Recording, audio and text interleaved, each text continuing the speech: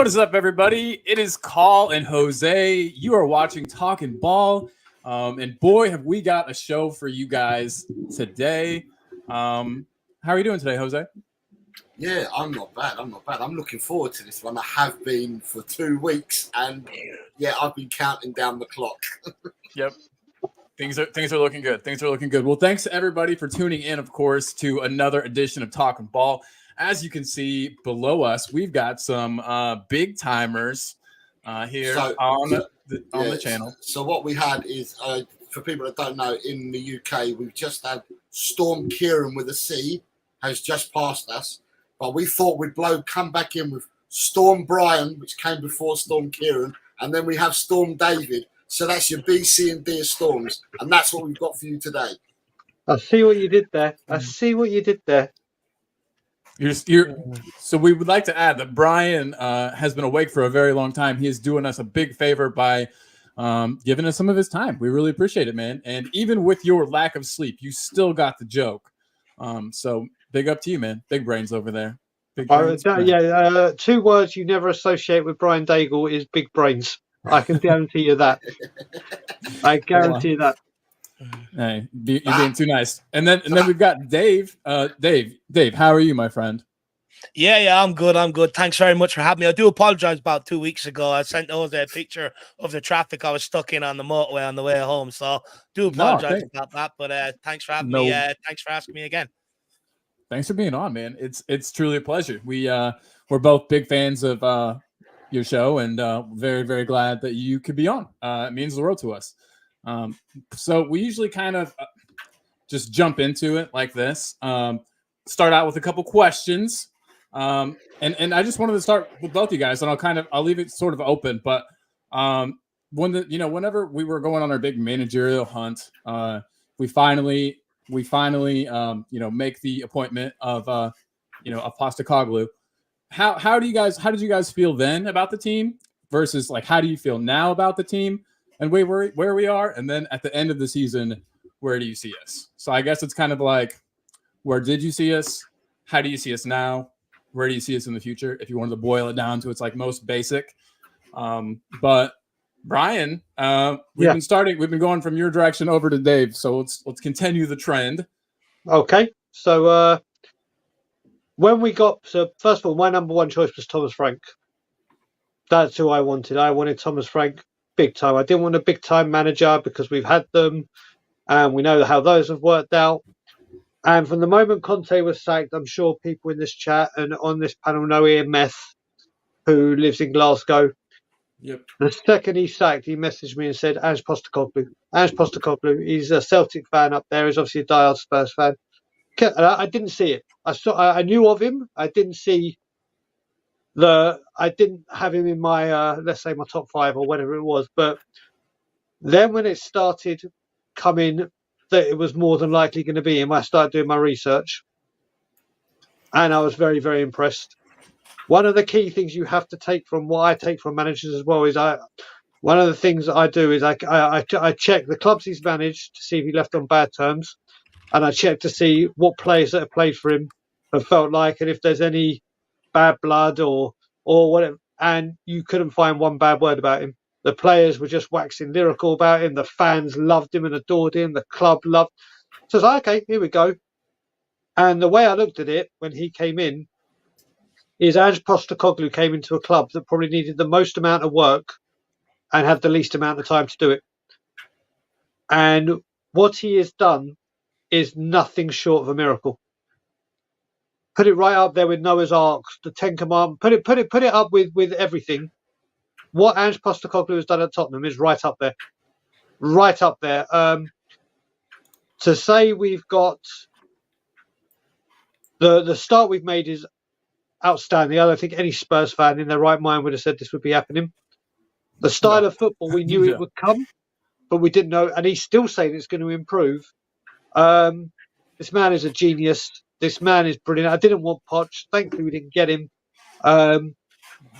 Long live Ange Postecoglou, the miracle worker.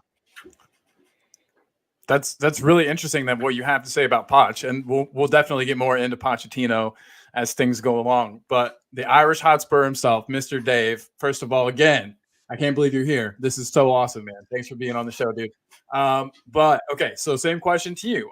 Whenever we got Postecoglou over, and then we're, same question. Yeah, look, I remember when Nagelsmann was being banded around at the time. I really didn't want him purely because, of the rotten dressing room that we had at the time. And, I didn't think he'd be able to come in here and fix it, especially with the affair that he had with the reporter at Bayern Munich. That's why that whole job for him broke down in the first place. And we didn't need stuff being leaked out to the press any more than what it already was from the dressing room and stuff like that. But I remember having conversations with the likes of Paul, Ben from We Were Talking TV, Ollie Freeman, people like that, about Postecoglou, that he would be a very, very good manager. Look, as an Irish lad, Celtic is sort of given to you as your second team. That's just the way it is over here. And I followed him at Celtic, and I thought he'd be a very good appointment. I remember saying to Jack, if Spurs fans want total football, Postecoglou's the right guy.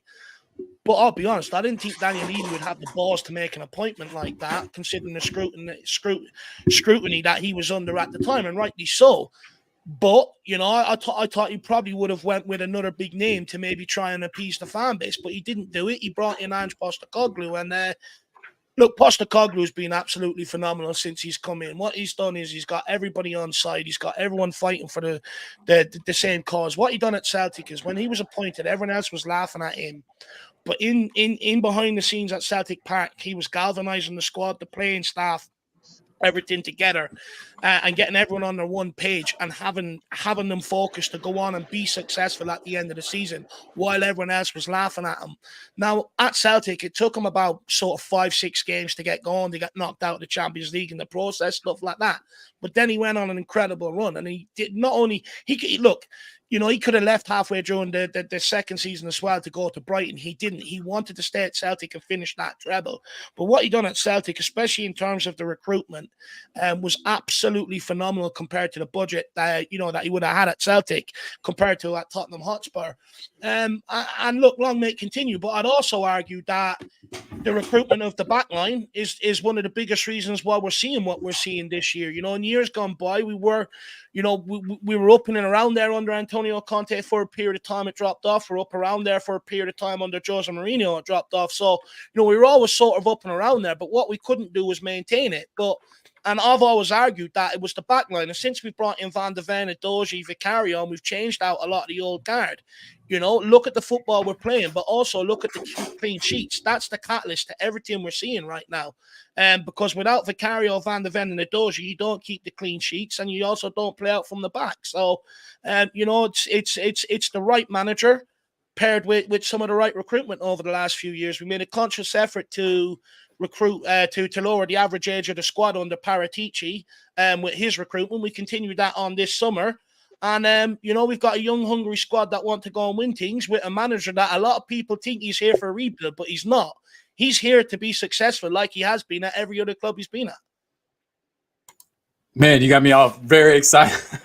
you got me very re-energized after what seems like a long week after our last match. Can I add a little bit more to the question? So you both gentlemen, thank you very much, kind of giving us your thoughts where we were pre-season and your thoughts on where we are now. It says your thoughts on Spurs' future. So what I'm just going to say, instead of the whole future, because we know what the end game is for a project rebuild, if you want to call it that, where do you think we'll be at the end of the season? What will we do between now and the end of the season? What are your personal thoughts? Thank you. Go on, David. You go first this time, brother. Look, I do see something magical happening, right? It's whether we want to back that up come January. I think Postecoglou will get us by to January. I know we've got to run a tricky fixtures, but a lot of the clubs we have to play are in Europe. So they're playing double the amount of fixtures we have. The same with Carabao Cup. So we should be a lot fresher going into these fixtures. And hopefully would have a lot of our full 11 available to us. So hopefully that will stand to us in this period up until the January transfer window. But it is absolutely crucial that we go into the window. And it's not how much you spend. We realize that, over the last few years. It's what you spend that money on, the character, the person. Ange Postecoglou spoke about it in the press conference about that it's having the right character, the right person involved and stuff like that. And also, it's about filling the actual areas that we need to add a bit more strength and depth in, rather than just, buying in players in areas that we've already got strength and depth in. So it's about using the January market, whereas under Pochettino, we didn't. So hopefully this time around we do. We fill in the right areas, and hopefully it's enough for us to be able to maintain it to May. Are we going to win a league title? Look, I think it's very too early to maybe come out really confidently and say that, but we're 10 games unbeaten. We're in the race, whether we like it or not right now. I know some people would say it's too early to talk about title races, but they talk about Liverpool, Man City, and Arsenal being in one, but we're ahead of them all. So that also makes us be in one. It's just about whether we can continue it. And what I will say to people is, what I think will be different this time around, whether we go and do it this season or whether we'll go and win something next season. When Ange Postecoglou gets us to, the final sort of run in, or whether next year it be a cup final, that guy will get us over the line. With Pochettino, it was a lot of our squad and his first time ever being in a situation like that the first time round. And I'm just not sure Pochettino maybe had the right skills or the right maturity about him at the time to maybe handle the big occasions. Whereas this time around, if we get there, Postecoglou will be the calmest man in the room. And along with his speeches that he gives before games, everyone's seen the one that he gave to the Australian national team. That team will get over the line. Right. Yeah. Well, we'll start off with league title. I just don't think it's going to happen. And it's not because we're going to listen. There's two teams that are well equipped to get the job done, to go the distance, to play in Europe. And at the moment, their squad, not their first 11, their squad is far superior enough, and that's Liverpool and Manchester City. I think right now we're going to finish third. And if you told me third at the beginning of the season, I would have bitten your arms, legs, head, everything you wanted bitten off, it would have gone. January for me is massive. I've been saying this on shows for a couple of months now. For me, January. For sure, yeah. January, people will know my feelings on a certain owner. Wait, hold on. You have feelings about the owner? I don't know if feelings is the right word. I have something. Not feelings for him, but feelings about him. But the way I'm evaluating this whole January market isn't amount of money we spend. Don't care. Isn't do I know the player? Don't care if they come from the J League, the A League, the Canada MLS, the Greek League. I don't care. I am basing this solely on how quickly we get them in. Because if we know we're up in that title race, we're seeing Son go, Bissouma go, Sarr go. I don't want to see a Pedro Porro we knew from day one. Let's get him in the final hours of 31st of January. Right. I don't want to see drawn out. I want to see deals already done before the window opens. Like Van Dijk, not saying 75 mil, but if you're losing key players and we're in with a chance, no more of this mucking about. Get the deals done, because we are in. You look at it 2 years ago, or the year with Conte when we got Champions League.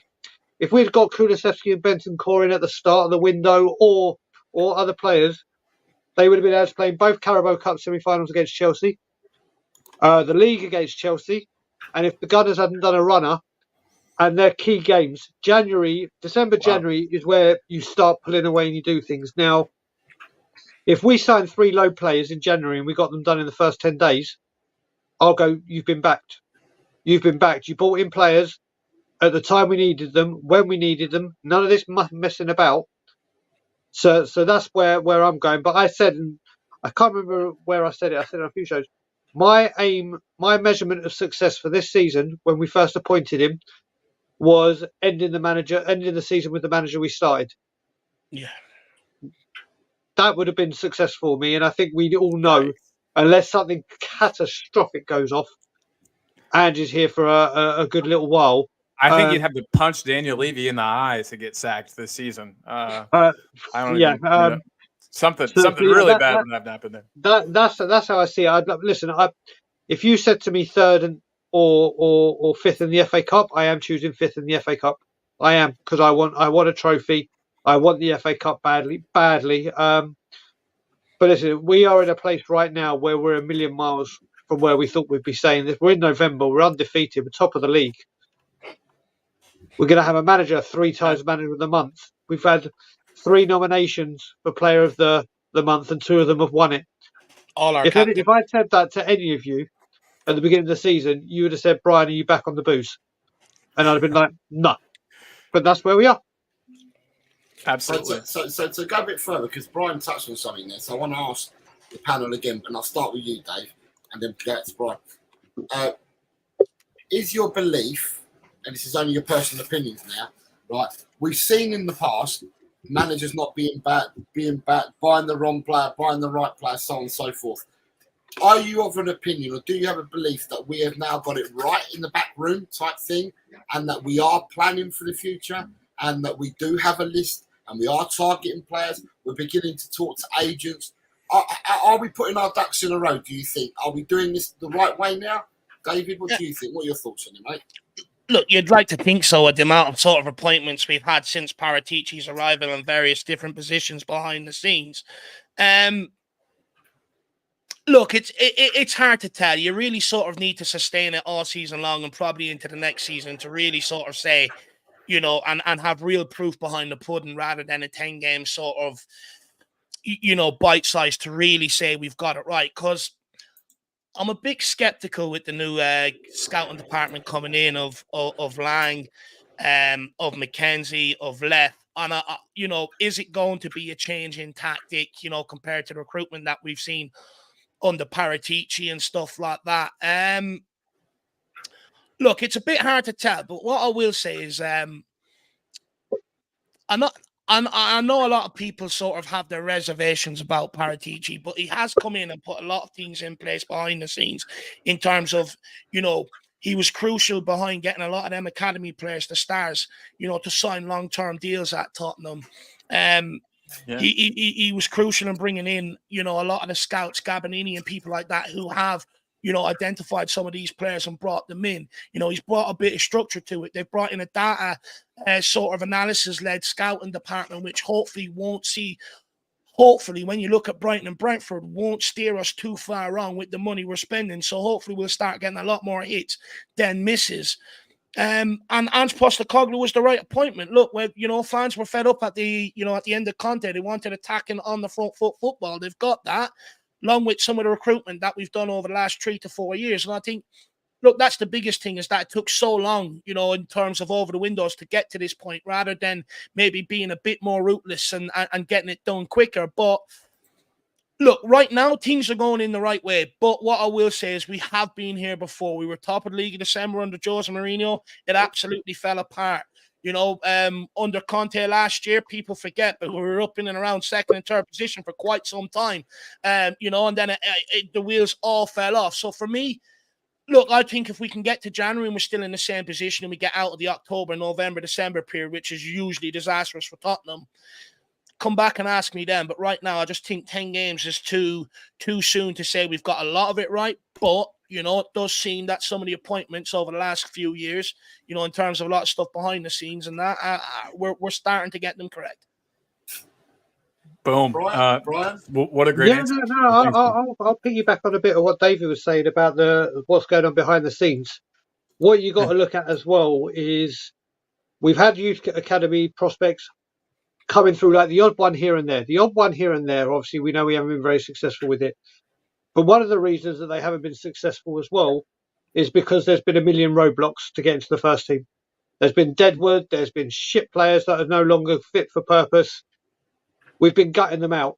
You can see right now something's going on where you can see Mikey Moore, Donnelly, and David will know better than anyone. He said he was a number one fan of a certain player that we don't mention anymore because he's no longer part of us. David is one of the first people that will tell you how long I've been going on about a certain guy that's a Paul Val right now. Divine. About a certain Alfie Divine. And how this kid is an absolute... You can now see the pathway. He's gone out on loan, which he needed to do. He needed it big time. He's lining it up at Port Val. You've got Vuskovic, or however you pronounce his name, coming through. There's Donnelly, there's Dorrington, there's Phillips. they're literally you can see these stars there, and you can say, right, do you know what? I can see their route to the first team. Maybe it may be a loan before they get there, but you can see, okay, there is a progression for them to come. So, like David said, I don't think people will talk a lot about Paratici, about what he done on the pitch. Off the pitch, he got the wage structure for the youth up. Yeah. He came in, saw the blueprint was non-existent, ripped it up, built the foundation, said, right, this is how you run a football club. The work he has done behind the scenes, for me, far outweighs the work he's done on it. And he's done a phenomenal job on it. And then we'll see, like David said, we don't know a lot about Lange. We know he's coming, and we know he's data driven. I like the fact that he's been given the authority to go bring Mackenzie back, and it looks like there's a structure. But as we all know, I've seen this before, where these people are coming, and it all looks good. It looks like we're doing the right thing, but then when push comes to shove, do we do the right thing? But what I will say is they seem to be they are attempting to get their ducks in a row. It's going to take a long time to turn me, a long time for me to even contemplate. But everything at this football club right now, footballing wise, is going in the. I don't think we could have wanted it to be going in a better direction on the pitch. And I think that's the biggest difference this time round to maybe when we had Pochettino, is the fact that when we had Pochettino, we had the stadium, we had the training complex. We didn't have all the stuff, all our ducks in a row off the, behind the scenes off it. The scouting department was in turmoil. When you're going for a league title and you're bringing in, the likes of Nkudu and NG and people like that and stuff, we didn't have all the right people in place off the pitch. Whereas I hope now, a few years on, now that we're in there, we've got, we've had a few years of the money and stuff like that, that now we're putting all the right pieces in place so that we can sustain it off the pitch and look to grow, even more rather than regress. But what I will say is I think Paratici is crucial to this. And the reason why I say that is because Daniel Levy seems to listen to Paratici. In years gone by, you've heard a lot of people come out and say that, they would recommend stuff. Levy would rebuttal it, this, that, and the other. Whereas I think with Paratici, a lot of what he's come in and recommended, Daniel Levy has ended up doing. And Daniel Levy went out and purposely sought Paratici. And the fact that he had all that going on with his ban and everything else, but he's still acting as an advisor to Tottenham Hotspur, shows to me that Daniel Levy doesn't really want him to go anywhere. And I think a lot of what we're seeing now, and hopefully if it continues, it's important that we keep Paratici attached to this club in some way, because and who would have thought we would be saying that when he came in? You know what I mean? In the pudding, though, he didn't listen to Steve Hitchen. He did not listen to Steve Hitchen a lot.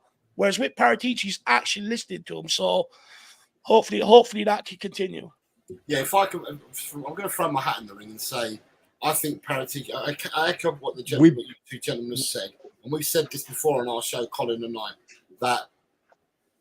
Paratici's done a lot in the lot, and it's been proven. It's been shown in the last year that it's bearing fruit. If we're looking at the unders and what we started doing, and exactly what you two guys have discussed, and what we were hoping in previous shows that we've discussed this, what we were hoping is that bringing Lange in, and this is pre Mackenzie coming in, but bringing Lange in, that somehow could Paratici still be behind the scenes working for us on a consultancy basis to continue helping us out, because I'd like to see him stay and help out if it's conducive to help out, because I think that we could go even further with having Paratici in the background.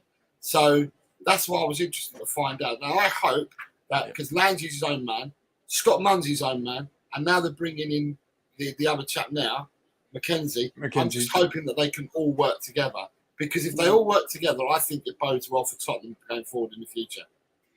I just very well, but that's a lot of heads in a room. Sorry, didn't mean to cut you off, Dave. I was just saying that's a lot of people in one room together to get to agree on something. Do you know what it is? But I was actually listening to a podcast the other day. I'm trying to remember who it was, and they were saying that you won't believe the amount of staff in and around football clubs nowadays and modern clubs. They've literally got a staff member for nearly every little thing you could think of.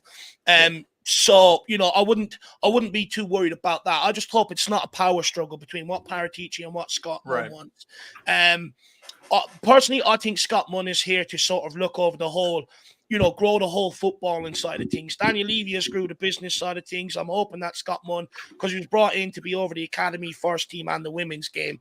And when you look at the job sort of he's held growing the Olympics, growing women's sports in Australia and stuff like that, I think he's here to do that. And I think when Paratici's ban is finished, it's my hope he comes back into maybe an overall sort of role over the actual scouting department and they work alongside each other. Because when I look at it, right, I think the reason why we brought in Lange and he's bringing in a few others is I still think that they're going to work sort of to Paratici's directive.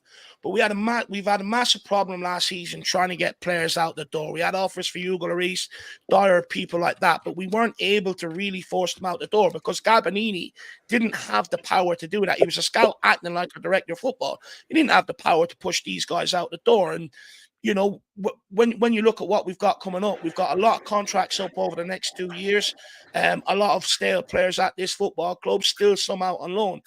We have to get a big drive on getting them out. A lot of them are homegrown, so then we also have to look into the homegrown market around England and bring players in to fill that quota as well. So, there's a big recruitment drive still to go on at Tottenham Hotspur. We're only halfway through.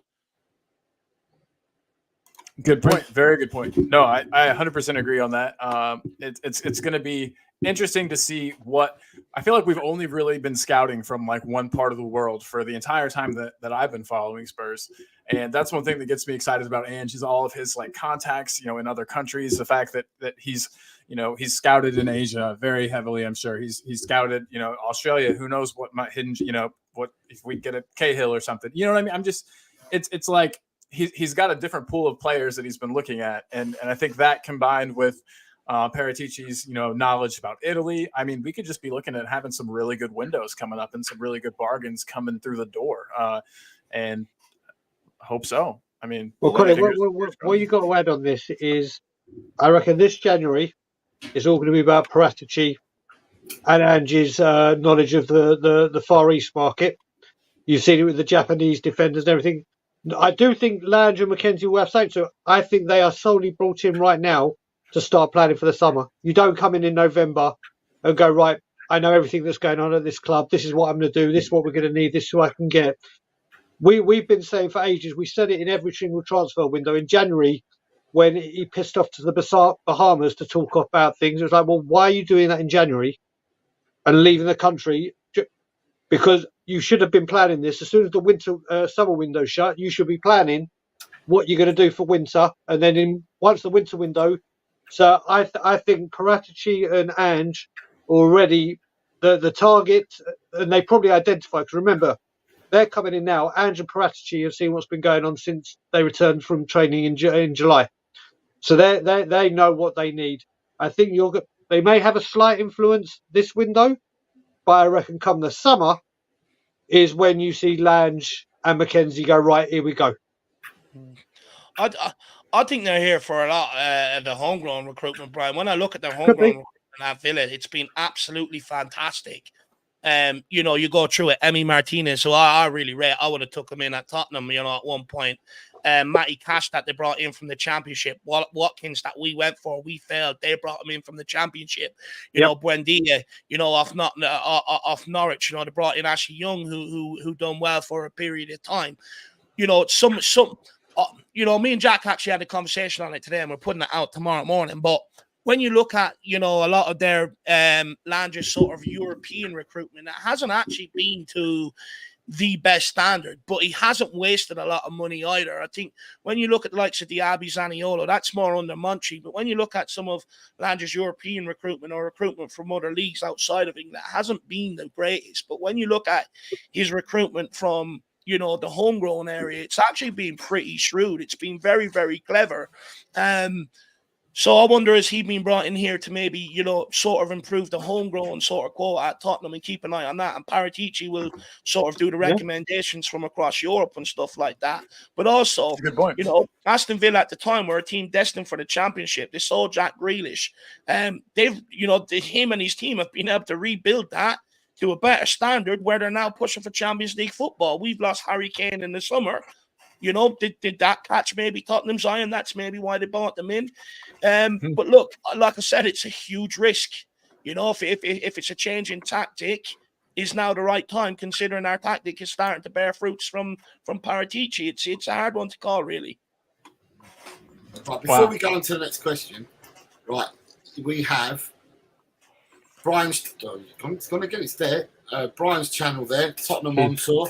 Brian, you haven't got memberships, you sell merchandise, don't you? Well, we've got our merchandise up and running at tottenhamontour.com. Yes. Memberships haven't come yet. They may come in the new year. We made sure we didn't want to do anything when we didn't have any consistency. And when you're asking people to spend money on membership, you've got to be consistent. And we weren't going to start memberships, and then we had 2-3 weeks off. It's not fair on people. So memberships could be coming in the new year. Could. Right, but you sell merch, so we do indeed. Fantastic channel. So if you haven't done so already, please go to Tottenham on Tour. We will be plugging it again.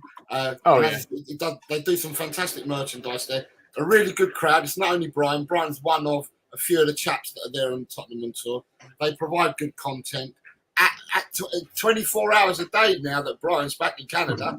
It could be. Well, put it this way: I'm not sleeping, so I might as well just go and talk random nonsense, sleep-deprived nonsense. You wouldn't know the difference. When we had Storm Kieran the other night, and I was trying to put up my fencing and secure the garden at 2 a.m, I came back in, and before I went to bed, I quickly looked on YouTube, and you were live in Canada. There was 3 of you, Bobby Kay, and another fella, and I commented and said hello to you.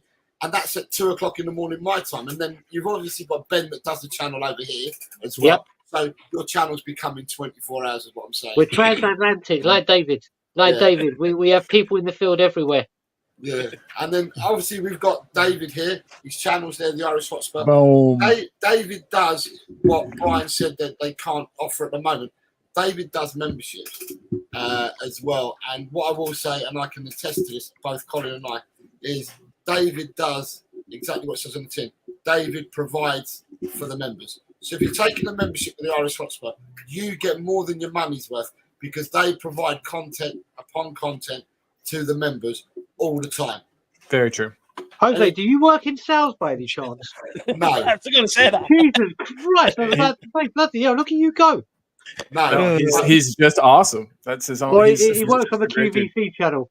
The thing is, I've got you both. I followed you both your channels, and I have done before even appearing on a channel. I know exactly what you both do, and I know exactly what it says on the tin. And therefore, first-hand experience, I can really relate to what you guys actually do and tell the crowd what it is that you offer. So for me, go and support both of the chaps at Tottenham on Tour for Brian, and support Dave if you haven't done so already. The Irish Hotspur. But with Dave, I will say, buy the merchandise. Buy the merchandise from Tottenham on Tour because it's good. But if you really want member perks, then the Irish Hotspur, take your memberships out. Down there. There it is. They work hard. They really do. Great channel. Great channel. Guys, we have another question. We have one more question before this. I think we should break it up. It's been a lot of talking, so let's have some fun. Yeah, let's break it up a little bit. We're gonna throw the schedule out the window. And we've got a very special version of our favorite game around here, Keeper West. I remember this game from back in the day. Have you played this before? Yeah, mate, I was one of the original people. Actually, I was on a stream with him when he came up with the concept. Right, but we've changed the concept slightly because otherwise you run out of players. So we've now done a keep, bench, and one to send West Ham. So Dave, have you seen this before, Dave? Yeah, I've seen it. Okay, because it's the most hated side for Colin is West Ham. So that's why he calls it keep, bench, or West Ham. So we have a special one because you two were on today. We've done a special one. So yeah, let's go for it. Let's go.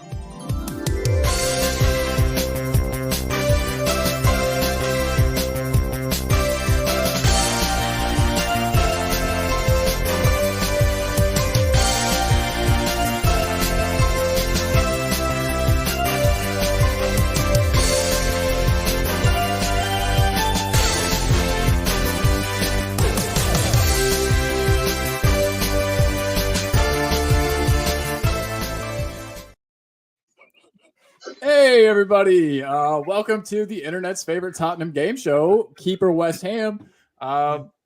Joining you today are some of the biggest guests ever to have played. I'm really excited for you guys. We decided to make this one about as hard as we possibly could. just because we knew you guys were coming. So, Jose, do you want to introduce the player? Before you put it up, what I did is I decided to go for 3 players that played together. So we did one with defenders, we did one with strikers, but today we're doing the midfielders that played together at one stage in Tottenham. So, yeah, put it up and let's see who we got. Real quick, I just want to say Adrian says keep Brian, bench David, and send Jose to West Ham. Love it, Adrian. Okay. Here's what we got. Here's what we got for today, though, you guys. It is Bale, Modric, and Van der Vaart. Oh, my God. Keep one, bench one, sell one to West Ham. Everybody in the chat, get your answers in too. And we'd like to know why, in addition to Oh, my God. So, yeah. Oh, my God. All I will say, whilst I'm trying to think about it, I don't know. How many people you got in the chat? 34 people in the chat.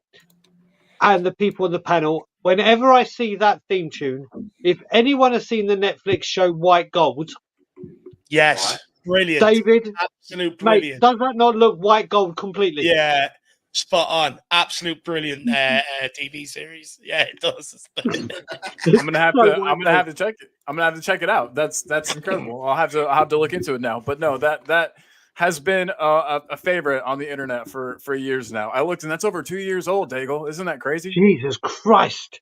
Yeah, where's time go? Whew. My God. Okay, I've got my answer. Can I say you've already got your answer? Yeah. Wow. Right, just before you give your answer, we've got an answer from Bobby. Keep Dave bench Jose, send Brian to West Ham only because that way Brian is back in England. He's such a bastard. But I love him. I love him. We have to love him. He's so lovable. He's so lovable. Big up Bobby K. Thanks for being here. We got a bunch of people in the chat today, by the way, you guys. And we normally try to get through every chat. That might be impossible today with the time frame that we've got and the amount of people in the chat. But I did want to say hey to some new faces I noticed. I know that Lisa's been here the other day, but Lisa, hello. Oliver Freeman, what is up? Haven't ever seen you in here, Oliver. Good to have you in here, my man. Steady as Shark. Excited for the future of our club too, bro. KPV is in the house. Come on, you Spurs. And I'm trying to look through here for some more. Sheree is somebody who's in here a lot, but one of our faves. We got Steve D in the house. Yeah, Big up, Steve D. Yes, we do have heavy hitting guests. We're so excited. Rakesh is back. What's up, Rakesh? Who's news? I'm guessing the new guy contracts. We'll come back to that later. Who's news? Adrian is here. Adrian, big up, Adrian. Your mum's here as well. Big up, mum. Big up, mummy. Yes. Big up. She's the best. She's always here. Big up, mom. Thanks for being here. Drula. Big up, Drula. You got Ellie's here. Yes. Big up, Ellie. Beer Talk is here. Beer Talk, my guy, my man, my dude. So with Big Ange instead. Beer Talk. I'm just trying to see the ones that I've not. Yeah, our homies. There's quite a few in here. There are. It's a full place today. Alexander Hilton. He's got Bobby's steak today too. Man, you better bring enough for the whole class. Is all I got to say, Mr. Hilton. But going back to the game though, don't want to get away from it, and I don't want to force people to make decisions. But who wants to go first on this? David, have you got your answer? No, you can go first, Daigle. All right. So I am keeping the Welsh Wizard. I just listen. One of my biggest regrets in my entire life is never seeing Gareth Bale live. It's my snap! I didn't know that you never. Out of all the times, regret. When I think of these players, we got the best out of Gareth Bale before he left, and obviously he went on to Real, did what he did. But in his first stint at Tottenham, he was just, especially that last season, he was unbelievable. It was like, I remember times where Bergkamp won Arsenal the league, and one player single-handedly dragged us to glory. Well, Gareth Bale did that on that season. So I'm keeping Bale. I am subbing Luka Modric. That guy is just a genius. Obviously, he was brilliant at us, but the levels he went to at Real Madrid were just something we hadn't seen. So I'm judging this solely on their Tottenham career. So the only reason I'm sending Van der Vaart to West Ham is because of his age. That is the only reason, if I'm doing it from when these were playing with each other. I loved Van der Vaart. He is right up there. He was an artist. He was incredible. Love the goal against That's the a field. sensible answer. That's Love sorry, the goal I didn't mean to cut you against off, the but- field. Mate, listen, I can be sensible occasionally. It happens once every leap year. So that's my sensible answer done for the next 4 years. I loved Rafa. But I would send him to West Ham, unfortunately. Dang. Like I said, though, well thought out. That's a very well thought out answer. After Dave's answer, I'm going to go back and I'm going to put a spin on this and ask again. So go on, Dave. What are you going from and why? What you got, Dave? I'm going to keep Luka Modric. For me, look, I absolutely love the guy. He played in an era where, it was a physical game up against a lot of physical midfielders, not like nowadays, and he came to the Premier League, and believe it or not, when he first signed for Tottenham, a lot of players laughed at him because of his size and his physique. But after the first training session, he got all of their respect. And, the way he went on to dominate in midfield for Tottenham, I haven't quite seen a player in our midfield like him since. For him to go on and win a Ballon d'Or in an era of Messi and Ronaldo just goes to show how class he is and the longevity of the guy as well. Absolutely loved Luka Modric. For me, he's one of them players. He's just beautiful to watch, graceful. He's always in a lot of space, and then it's just the way to the pass. It's just absolutely perfect from a passer's. Just watching him pass the ball is absolutely mesmerizing. Gareth Bale, I'm gonna loan him. Utmost respect for him, but we have had the likes of Son and Kane and people like that since. So, but that's not taken away from what Gareth Bale done at Tottenham to turn his Tottenham career around from being a curse to one of our greatest ever players. Credit to him. And with Van der Vaart, unfortunately, I'm gonna have to send him to the bubble enthusiasts. The bubble enthusiasts. I'm gonna spin it in a minute, but what I wanted to see is what the chat said. So yeah, let's get to chat. Let's get to chat. Can I just say, can you imagine Gareth Bale in his pomp right now instead of Richarlison? Hold on, wait till I ask the question. I've got a question to ask. I'm gonna ask. So Adrian Soka saying keep Brian. Bench David, send Jose to West Ham. And I like the misspelling. I like the misspelling of your name in there also. Alexander Hill says easy. Keep Bale, bench Modric, and send Van der Vaart to West Ham. Yep. Beer Talk, keep Bale, bench Modric, send Van der Vaart to West Ham. Wow. Is this going to be easier than I thought? Yes, keep Modric, bench Bale, send Van der Vaart to West Ham. Van der Vaart, Bobby K. Keep Bale, bench Van der Vaart, send Modric. Just based on the current squad, we could use a left wing and another attack in mid. Cockeyed TV has said, Cockeyed TV? Send Van der Ven to West Ham as he looks like he'd suit a caravan at best. Alexandra Hilton has said, what if we kept Bale until we had Poch with Son, Kane, Ali and Ericsson? Game over. And then you've got Paul Brown says, Modric, Van der Ven, Kane, picking one's favourite child. Right.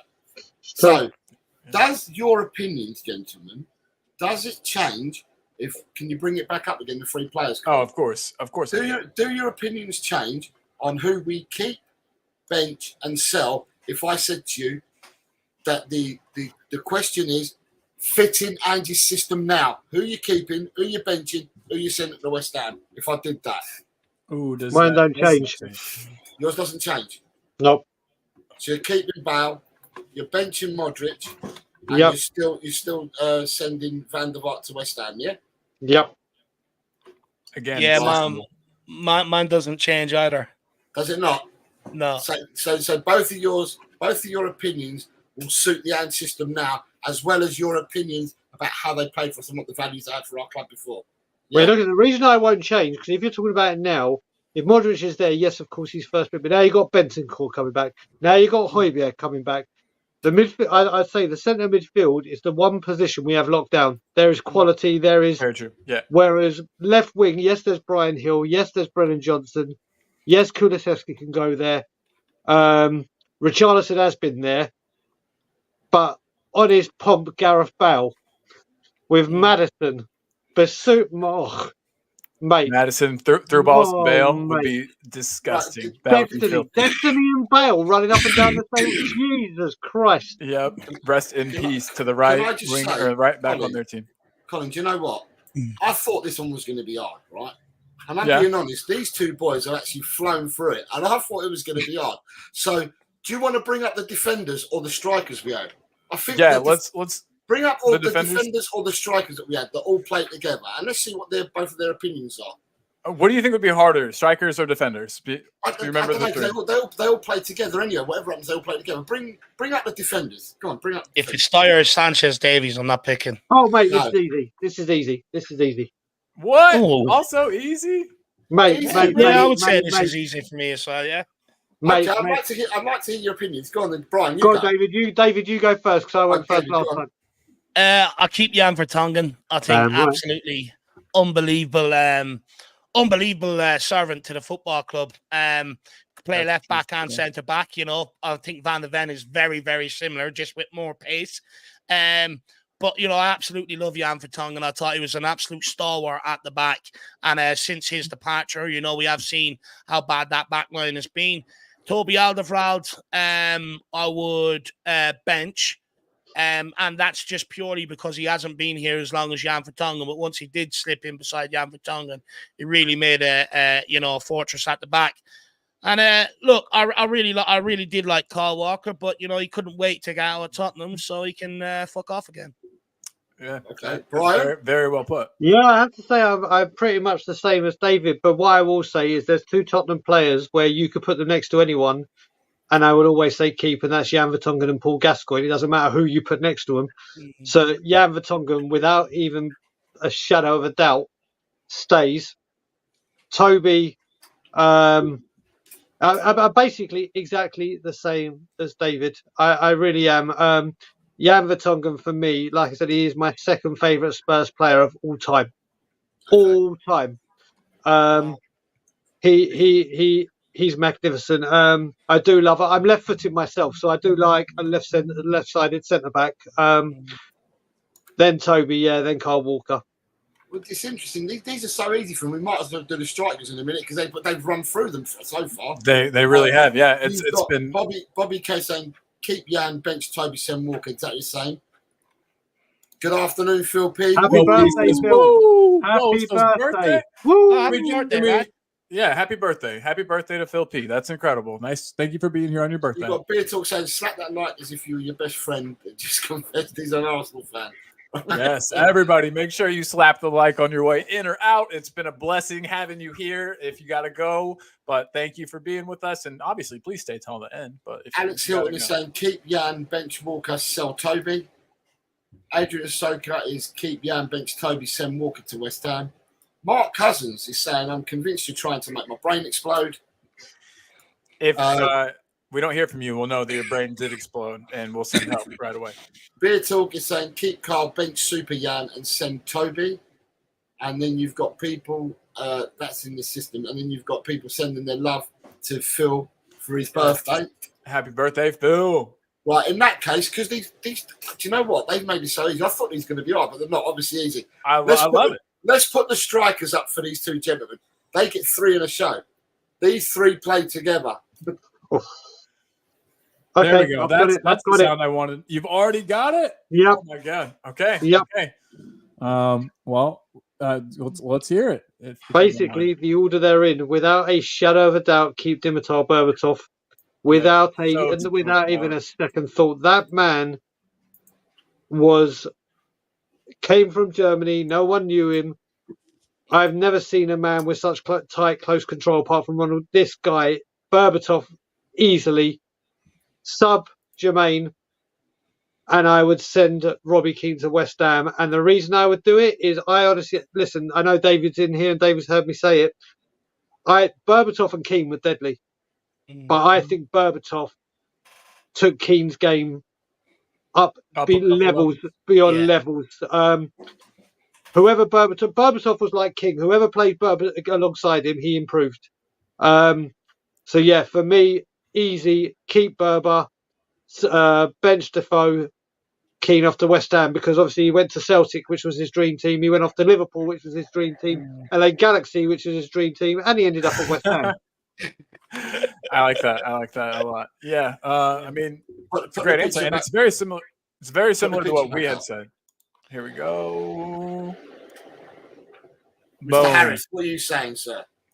Look, I keep Robbie Keane. I do get what Brian is saying, but I think he was a fantastic servant for Tottenham. And if you're looking for a player to play in the current era, you know, Robbie Keane has all. He'd press off the ball. You know, he could dribble on the ball, take players on, score goals. He was a very good goal scorer of all different types of goals. And plus, you know, he led the line for Ireland for all of my youth. So that's probably a bit biased on my behalf, but I do think he was absolutely brilliant across the great Glenn Hoddle, bringing him in and club captain for a couple of years as well. Berbatov then I would bench. But look, you know, that's harsh because, you know, the two of them formed an absolute lethal partnership. And I would send Defoe off to West Ham. You know, he's another journeyman. You know, he's played for a lot of clubs. But West Ham included. He was a great servant. Yeah, exactly. Send him back home. But, you know, he was another good goal scorer, another great player. But I just think with Berbatov and Keane, I thought they gave you a lot more outside the box than maybe a Jermaine Defoe does. I have to say, seeing Jermaine Defoe in that kit reminds me just how much I miss Under Armour. Those kits were very interesting. They never had a boring kit, that's for sure. Under Armour were the best. Never had a boring kit. Let me change my mic back. I had to walk away for a second. But no, Dave, I like your answers. You guys' answers are similar to we were saying that Defoe being kind of a fox in the box would get so many goals in the system. Defoe would just absolutely rake in goals. You know how we create, it feels like 9 chances a game and then put away 2. With Defoe in your squad, it would be that would be a lot different. But yeah. I'm glad. Bobby K saying keep Berber, Defoe bench, and bye Keane. Dave's not agreeing. I need whatever coffee Bobby K had this morning. Adrian Shoker saying keep Defoe, bench Berber, and send Keane to West Ham. Dave, I'm sorry, man. You're just getting. People are not being nice today. Beer talk. Keep Berber, sub Defoe, and send Keane. I just don't like Keane. Don't know why. It gets under my skin. What? That's so weird. Alex Hilton saying keep Berber, bench Defoe, sell Keane. Do you know what? There's not enough respect for Robbie Keane. Like when you listen to Luka Modric and Berbatov and stuff like that, when they've done interviews with Graham Hunter, and you know the way they spoke about Keane, you know, as you know, setting the standards. You know, I remember when Edgar Davids walked in, he punched Edgar Davids because he thought he was too big for Tottenham. You know, talking about a man that set standards and that. You know, I think a lot of people are being harsh to Robbie Keane. Yeah, but you know what as well, David? It makes you realise just when you look at these trilogies and you think that all these players have played together, boy, did we have some... boy, did we have some... I mean, can you imagine if those defenders, those midfielders and those strikers were all able to play in the same team? Yeah. But maybe someday we'll be saying that about some of the players that we have now. Like maybe, you know, keeper West Ham in 5 years and we're like, remember whenever we had Bentancur and Sarr and Basuma all at the same time, or Madison, I guess you would say. Or you could say you had a Dogie, Van der Ven, and Romero. You can, you know, these things could be said in the future as well. Got Mark Cousins saying, "I heard a small popping noise. My brain has exploded." No, I don't know how murder charges work overseas. Hollywood Phil is Berbatov has said Keane was his best ever partner. Hollywood Phil, it's good to see you, man. Haven't seen you for a long time or talked to you for a long time, so I hope you're well, Phil. Adrian Shoker's going totally off piece by going keep Pele, bench Maradona, sell Messi. He didn't even tell us he was playing his own game. He's just decided to pick 3 players and deal with them. Gone away. And Ellie, the Queen, says keep Berbatov. He is a G. Bench Keane. He scored great goals and was more skillful than Defoe. Send Defoe to West Ham. Don't get me wrong, he was more skillful, definitely more skillful than Defoe, but I think Defoe was more lethal. Yeah, I would agree. Defoe definitely had his second stint, though. He had this like shoot on sight thing he would do, and he definitely took too many shots. Jermaine Defoe was pure instinct. Robbie Keane had a footballing brain where he could do the dink, he could do the curler, he could do the lob. Some of his goals he scored against Everton and the hat-trick he scored before his father died. His footballing brain and his eye for look at the Chelsea goal in the 4-4. when it comes off the back of the defender. Jermaine Defoe couldn't do that. You put Jermaine Defoe 1-on-1 and give him hardly any time to think, he'll crack a ball into the top corner without even thinking. Robbie Keane definitely had the better footballing brain than Defoe. But Berbatov was better than both of them, in my opinion. Yeah. Can I again just say how nice it is to have you guys here? Thank you so much. It's like with Brian back, it's like my old Spurs families rejoined, and then I've got Dave here. I don't know. Thank you guys. We really appreciate you making time for us today. Yeah. You've got Beer Talk saying that's a fair point, Dave. I've had the same odd distaste for Eminem, and he was brilliant as well. Yeah, fair enough. People taking a bit further. Alexander Hill says, "Do and Bailey Lasoso Dyer." Oh no, let's not, Alex. No. Beer Talk saying Mr. Schrager plays whatever games he's on the rights. This is Adrian saying, why don't we do this fun game with trios of our worst players? So we absolutely could. I won't play. Yeah, no, definitely not today. Or not today at least for sure. But that's not a bad idea. And you got Beer Talk saying, great panel, Immaculate Voice. I totally agree. These two gentlemen are absolutely supreme. Big up the panel as well from Phil. You've got Ellie coming in with. I love Robbie Keane's goals, especially the one versus Leeds at White Hart Lane and Fulham. That was a great goal. That volley and that home 4-4 draw with Sevilla, magnificent strike top bins. And you've got Hoosley says, play Defoe, bench Keane, punt Berbatov. Whoa. I think he's just trying to ruffle feathers right now. And we have the lovely Mia. Hey, Mia. She's been here, but just not been typing. Well, having Mia here is a great time to bring up a banner that I've hid, but I just want to say big up to Chris Peters, Wayne Bonner, Soji for God, Mia W, and Queen Ellie, our lovely Patreon members. We've got a Patreon. We'll throw the link up later. Just want to say though, big up to those guys for supporting the channel. Everybody that's here is supporting the channel. No need to become a Patreon member, but if you want to, you can. And you get a chance to do our Patreon Tuesday takeovers where the Patreon members run the show. So get with us about that if you're interested. Back to your previously scheduled content. I think it's time for the guest corner. I think we can find out a bit more about Brian and Dave. Do. Guest corner. Do. We don't really have an intro song for this, so I thought I would just freestyle it. But guys, it's guest corner. This is Jose's segment, so I will let him do the intro.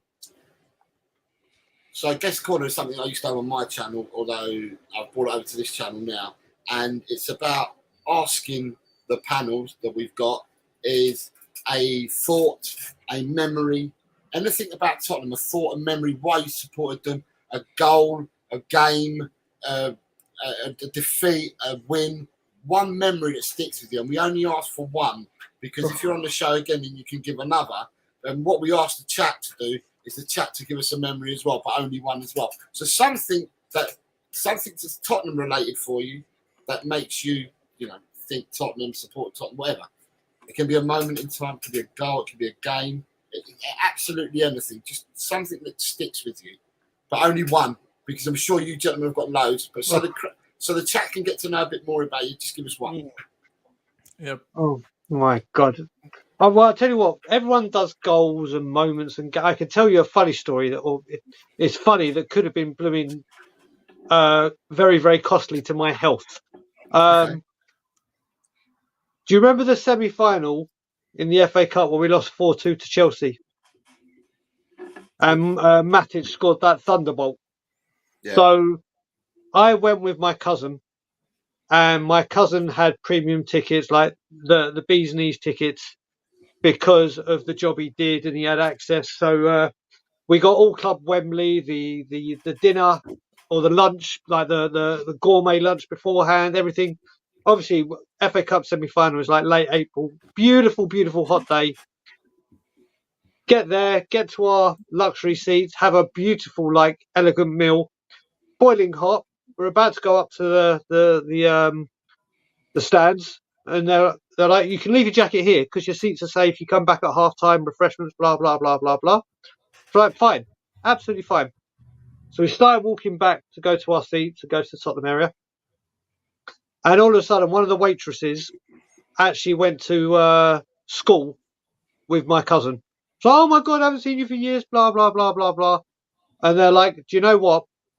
There was such a queue building up to get to the seats. My cousin just said, is there an easier way to get to our seats? And they said, yeah, come and use the staff express elevator. Lift. Sorry, I need to speak English. Lift, not elevator. Lift. So we're like, oh, thanks a lot. Got in the lift. It's all behind the scenes of Wembley. I mean, my Spurs t-shirt, nothing else. My cousin's in his Spurs t-shirt, nothing else. Open the doors, so we're in the concourse. We're in the Chelsea end. Oh no! So everyone is in Chelsea blue, and all of a sudden, sticking out like a sore thumb, 2 lily white shirts. I will tell you now, I have never seen security move so quickly. Within about 3 seconds, there was a circle around us. People were trying to get, thank God, and then they took us back out and round. And then, trust me, when we went back down at half time, we had quite a few words to say to his ex or his school friend, who we found out was a gooner. So whether it was an accident or intentional, we will never know. But I may not have been here if it hadn't been for Wembley's quick security. That is an amazing. Never take story. the shortcut in the football stadium. That's what I would say. Never take the shortcut. Never take a shortcut given to you by an Arsenal fan. But like you said, Well, we you didn't know. Arsenal You didn't fan know. at the time. We only knew Arsenal. Right. They need to vet the workers better. Whenever I was at the stadium and I was talking to a kid, he's like, "Yeah, I'm a United supporter. Like, I just work here." I'm like, "Man, everybody that works there should support Tottenham." But anyway, that would have definitely probably solved your problem, Brian. But what a great story! That was awesome. Thank you for sharing.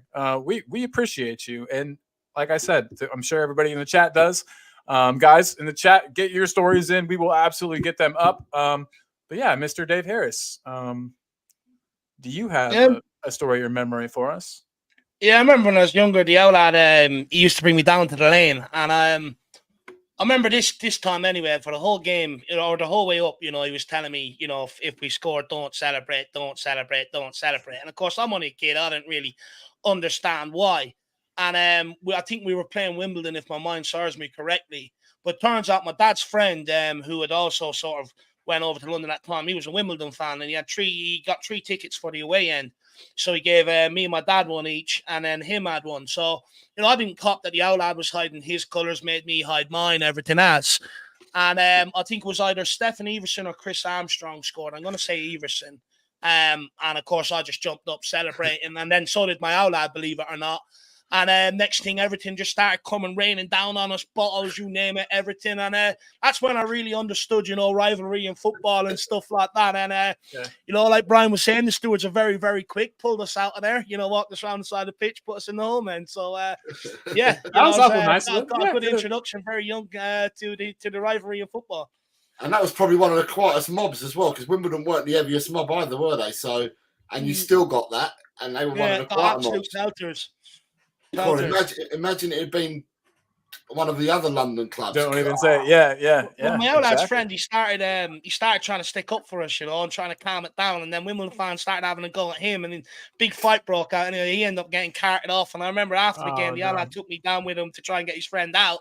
And my old lad nearly got arrested. So, Yikes. Yeah. So it was an eventful day. I'll tell you another thing. I'll tell you another part of that Chelsea game. So my cousin, his brother was living in Malta at the time, and he was watching the game in the pub in Malta, and he kept phoning us to say, how's the atmosphere, and hear the atmosphere. And because obviously, there's a time delay. Because there's a time delay when you're watching it around the world, me and my cousin would just be talking to you, going, listen, this is the atmosphere. And then we go, oh my God, goal, put the phone down, no goal. But then he would tell everyone in the pub, there's a goal coming. And then he'd phone us and go, and we did it about 4 times before he realised there's no goal. But it's a bit of the fun you can have with people. Yeah. So in the chat, you've got Alexander who was saying Bell versus Inter.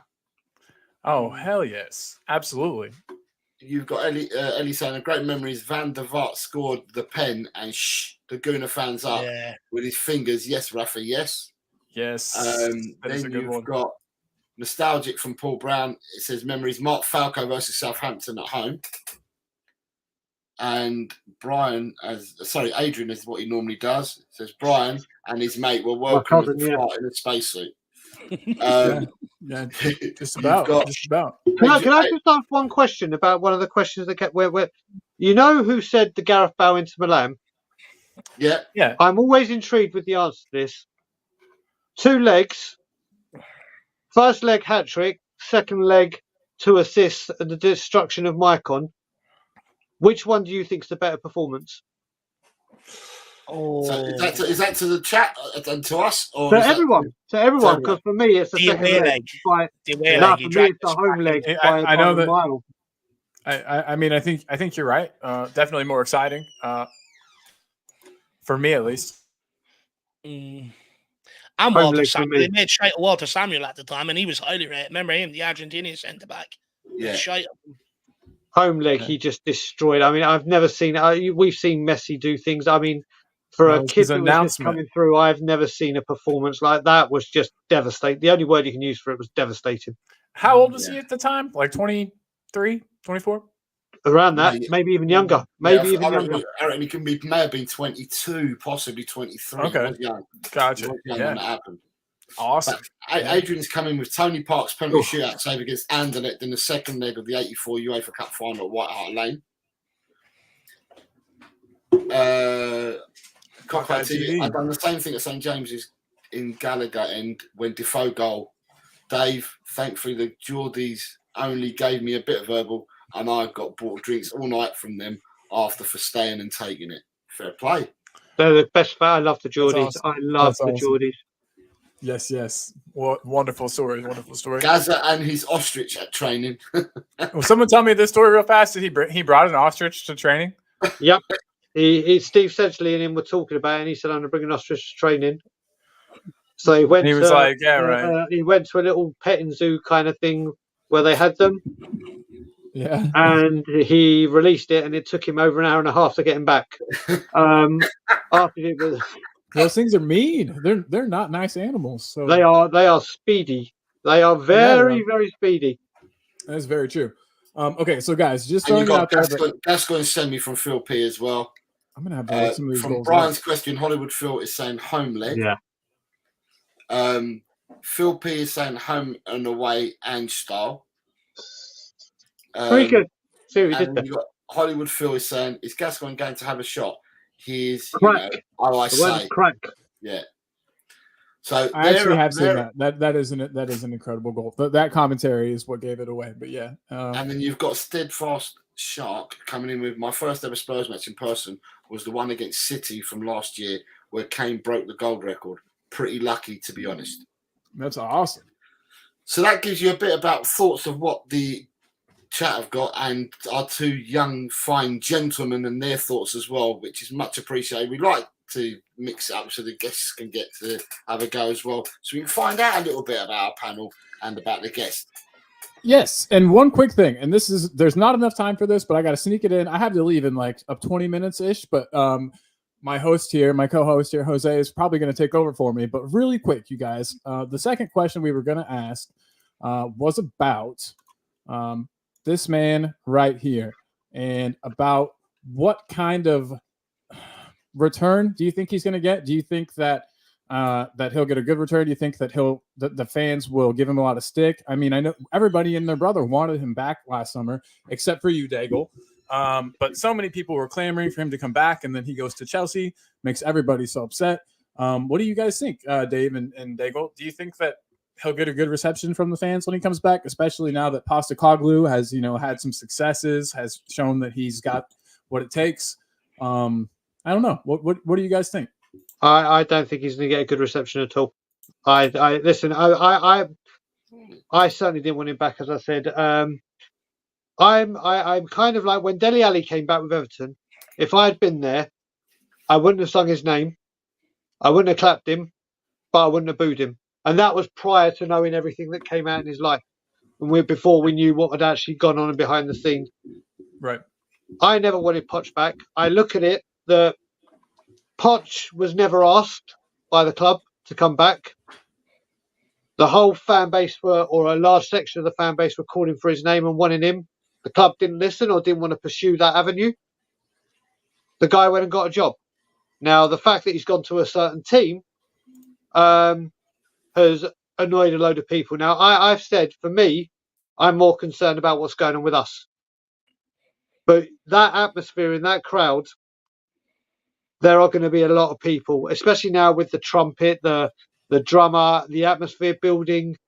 And I always say that the North London derby is the hottest ticket of the season at White Hart Lane. This time, it's this one. Now, I said if I was going into the stadium and I was going to that game, I would go in thinking that I wouldn't boo him, clap him, definitely wouldn't sing his name. But I think once you get into that stadium and once you're amongst 60,000 people and the atmosphere is pumping and the camera goes up and shows him coming out, I think whether you plan to boo him or not, people are going to boo him just because of the siege mentality. So I certainly wouldn't clap him. I certainly wouldn't sing his name. I think I'd go in with the saying I'm not gonna boo him, but I think if push comes to shove, I may have joined the herd and said, yeah, boo him. Yeah, I mean, I would have a hard time not, I think, like you said, in a crowd like that. And also, I think I think maybe when he comes in, I would be nice.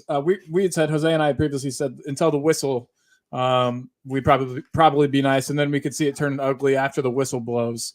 But yeah, and we'll get your answer real quick, David, before we jump on to our weekly predictions. That's something that you guys might not know we do, but we do a weekly predictions kind of league that you guys are invited to join if you would like. You're 2 weeks behind, but that doesn't. I'm kind of jumping into the future. So real quick, Dave, Poch's return. Is he going to regret it? Sorry, Colin, if we're 2 weeks behind, can me and David go back and predict the last 2 weeks? I think yes, exactly. I think we might do rather well, and then we're that's how it works. People and the points can be earned so quickly. You can miss 2 weeks and really shoot up the table anyway. So just got to be good. No, what are your thoughts, Dave, on Poch's return, and what are your thoughts about Poch in general?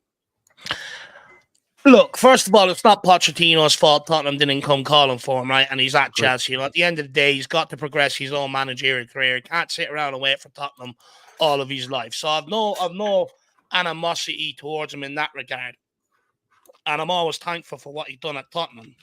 However, you know, I'm a Tottenham Hotspur supporter, not a Mauricio Pochettino supporter. Now, when I was talking about, you know, selling Kane over the summer, a lot of people said to me, Dave, you know, stop being a Harry Kane supporter, be a Tottenham supporter. And I urge everyone, you know, to do the same this time around.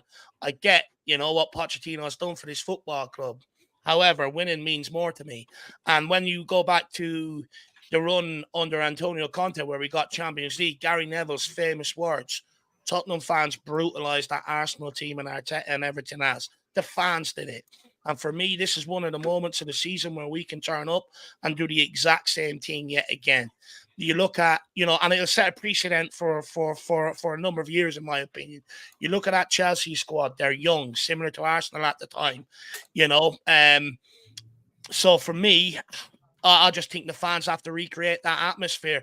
Boo Chelsea if it comes to it, you know, boo Pochettino for that 90 minutes. It's absolute war. Create a toxic atmosphere for that Chelsea team to come here. I believe if we end up sitting there before the game, clapping Poch, they end up growing comfortable. They feel like they fit in. And I don't want that to happen. I want teams to come to the Tottenham Hotspur Stadium. I want them to dread coming here because that mindset can already have a defeatist attitude the next time they come here. So for me, I want to create that. That's what it was built for. That's what that wall of sound was built for. So let's bloody use it. After we beat them or when we're 4-0 up by half time, then you can sit there and sing Pochettino's magic, you know, and do whatever you want.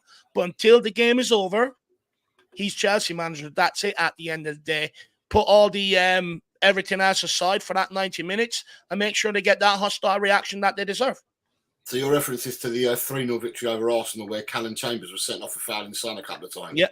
Yeah. And that was probably, for me, watching it on telly, it's probably the loudest I've ever heard the Tottenham fans since we've been in that stadium, to be honest, in that game, and prolonged. So it seemed to be quite a lot of the game. You could hear our support singing, chanting for a lot of the game. Arsenal fans were out of there at 80 minutes. I've never seen it before in my life. I actually think this Gunner's a game, runner, you know. I think this game, atmosphere-wise and volume-wise, is going to be louder than that game. I hope so. Well, that gives us a 12th, 13th, and 14th man if that was the case. You got Steadfast Shark says, I'll absolutely clap for Poch. Adrian Shoga, I shall applaud Poch. Adrian Hilton says, in my opinion, when we are 4-0 up, I think we should start chanting his magic. There you go. Really show him how we think. Phil P's coming with keen greetings to the atmosphere at the lane and the trumpet, the drum, and my loud mouth shouting out block 258 in Park Lane. Woo! Yes. Yep. Big Paul up. Brown said, Poch was never offered the job, got us to the Champions League final, did some good for Tottenham FC, never had a proper good luck, and thanks. Boo all you want, we'll meet him again, in my opinion. Adrian's coming with Spurs 4, Chelsea 1, Son 2, Johnson Kulu. Spurs got their first penalty of the season, and Chelsea have a player sent off. Get your bets in now, guys. Sounds like he knows TV, something. singing anything other than Leanne's name is an insult, in my opinion. Ignoring Poch will hurt him. Getting him to show emotion to Spurs could annoy Chelsea. Booing him can only fire them up. Can I throw a suggestion out there? If no one wants to boo, if they're not uncomfortable with booing them, just get a big T from the South stand. I'm loving Big Ange instead. That'll put them off. Yeah, that would be great. That actually would fit perfectly. Adrian is going to be at the game. Says on Monday night, the Spurs fans will be the 12th man plus. I'm holding you to that, Adrian. I'm holding you to it, bud. I was Holding that got sent off, not Callum Chambers. Yeah, sorry to be that guy. No, you're quite right. It was Holding. I got the wrong player. I'd waft the fart in Poch's general direction. I bet you would. Get a traffic cone. Eddie's coming in with, I only hate Arsenal. I don't hate Poch. I only boo things I hate. I'll boo Chelsea as a team, but not Poch. I have too much respect for him. Beer Talk, I'm an idiot and I'm aware. And Bobby K has come in with, my decision for applaud or boo Poch will be made when the final whistle blows. We win, then I'll clap him off the field. We lose, and I will boo the loudest. So his fate is in his hands. Love it. Yeah. And that's all I'm asking. Just wait till the final whistle to show your love for him. You know, if that's what you want to do, you know, just wait till the final whistle. Yeah. Don't show sign of weakness before the game. Jim's back, everybody. But no, Dave, I totally agree. We need to keep everything hostile. They are already under some scrutiny for their poor start to the season, and we need to keep that pressure on them. You know, like you said, they're a young team. There's a lot of pressure on them right now to win matches for their manager, even just for Pochettino, just so that he doesn't lose his job. And with all that pressure, plus, you know, whatever pressure we can put on them in the stadium, I think it puts us in a good spot. You know, we sometimes have played in the past like we were afraid of Chelsea. They're obviously not that same team anymore. But it's time for us to turn it around and for them to be afraid to come here. And let's be honest, you know, around the Premier League, you know, for a long period, we've been known as a soft touch. You know, now's our time to be horrible, mean so and so's, and you know, make people hate coming here. It's our time now. Yep, 100% agree, dude. Don't cry for me, Pochettino. The truth is we'll win without you. That's brilliant. Who's news? There we go. Oh, wait. Can I play? Okay, since I have to go really soon, do you guys care if I play my James Madison song that I want to try to get going and try to get played at the stadium? No, walk away.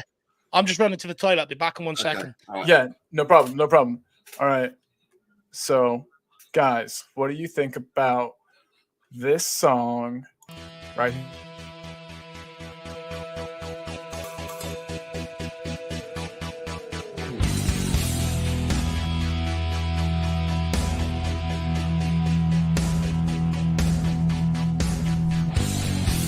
My team has got James Madison. James Madison is what we need. Whoa, thank God we got James Madison. This kid plays ball like you would never believe. Whoa.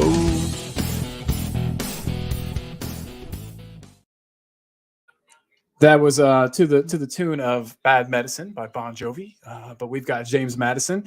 I think that there is some potential there for maybe somebody with a better voice, or maybe a stadium full of people, to sing that out to our boy. So In the chat, I see that there's 37 people in there. If you liked the James Madison song, give me a thumbs up or just say yes or you're dumb or something. Some kind of acknowledgement to the James Madison song would be great. Brian, I would like to hear your take on the song.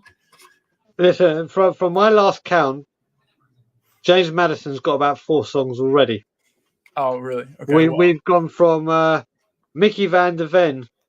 There's a song me and Ben heard when we were on the coach to Burnley, and I love it better than the Rafa van der Mark, Mickey Van der Ven. We're trying to get that going. It is hard to get it going. I sing it all the time in the Scotland Yard, the mine and Ben's Mickey Van der Ven version. Let's hear it. So you know that tune, Black Betty? Yeah. Says, oh, big Mickey Van der Ven, oh, big Mickey Van der Ven, he's big and fast, Van der Ven, you won't get past, Van der Ven, whoa, big Mickey Van der Ven. So that's great. That's superb, isn't it?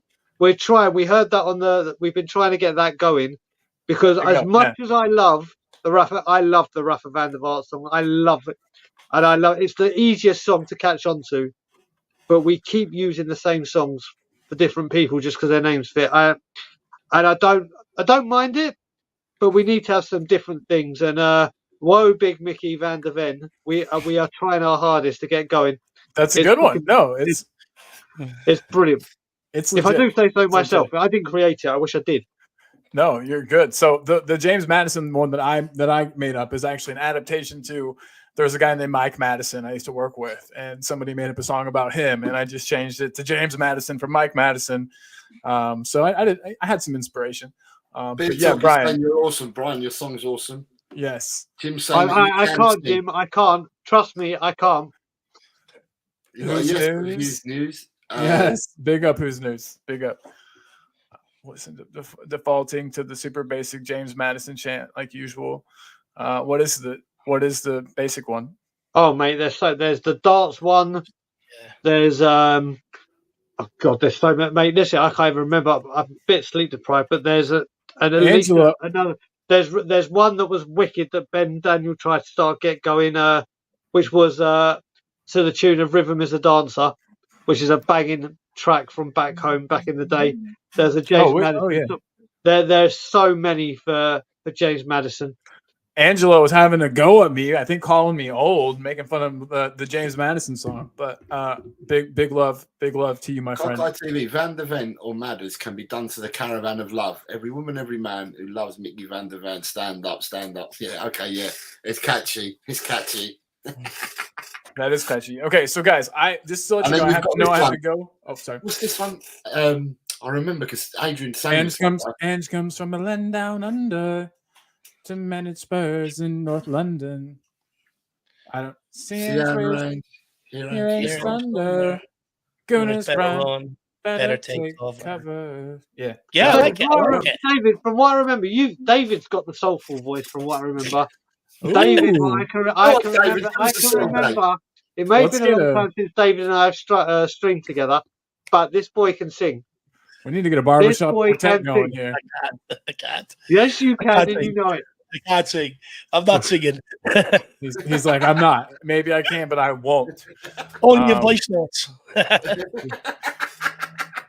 Love it, guys. Love it. Right, so with that, I better do the predictions because otherwise. Well, okay. I was gonna say I'm just gonna have to go. I think, unfortunately, and I don't want to go in the middle of predictions, so I will let you handle predictions if you're good with that. Yeah, I've just got to find the banners, and so I'll help you get that going before I go. I got 4 minutes. Whereabouts am I looking on the banners? Tell me, and I'll bring them up. No worries. So, 1 second here. Guys, so you can go ahead and preview if you want to do preview to these guys. What are kind of we talked to them a bit about it, but if you want to do that, I'll get all the banners pulled up here. So guys, we do a prediction league once a week. We're keeping score, and I am having trouble locating. So I've got last week's. Did you email me the updated? Yeah, the updated league table at the moment. At the top is Chris Meta Football with Ellie, and they joint top with 20 points. That's it. Okay. Cool. So So we've got that. So if you see the pictures, did you want me to put? I'll just run through I know what the games are this week. So what I generally do is I'll ask the chat. I'll name the game. The chat then tell me their results, and then I'll put them into my spreadsheet, and then I'll keep a tally of them, and we'll go on to the following week and score them at the end of the week. So the first game for everyone is Fulham versus Man United. So a correct score gets you 3 points. If your team wins, so say you went Man United to win 1-0, but Man United won 2-1, you score a point, but you score 3 for getting the exact result, the exact score correct. Yeah. So I'm starting with Fulham versus Man United.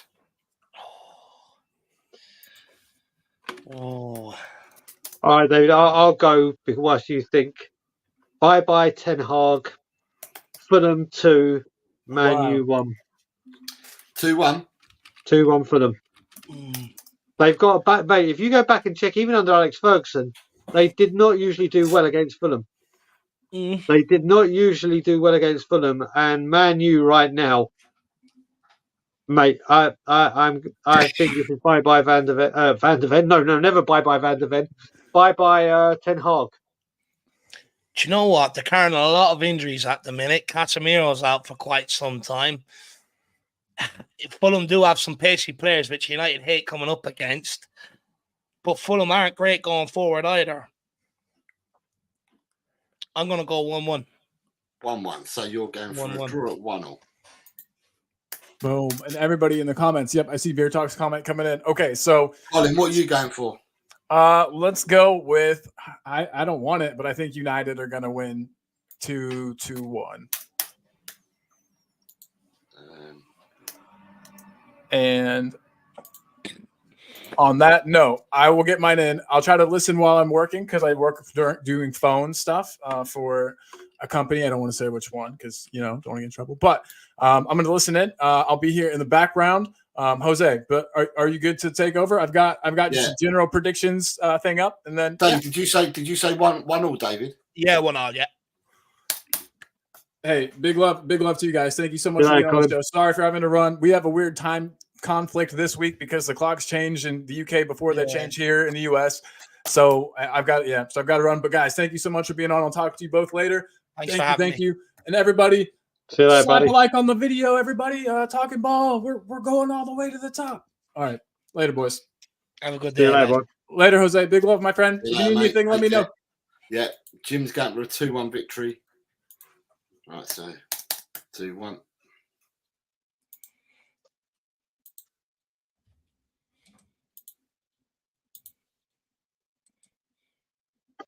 So Jim's going for 2-1.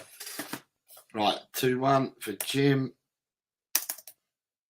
And then we've got the next one. I've got bloody hell. I don't know what Adrian's going for. He's picked loads of different results there.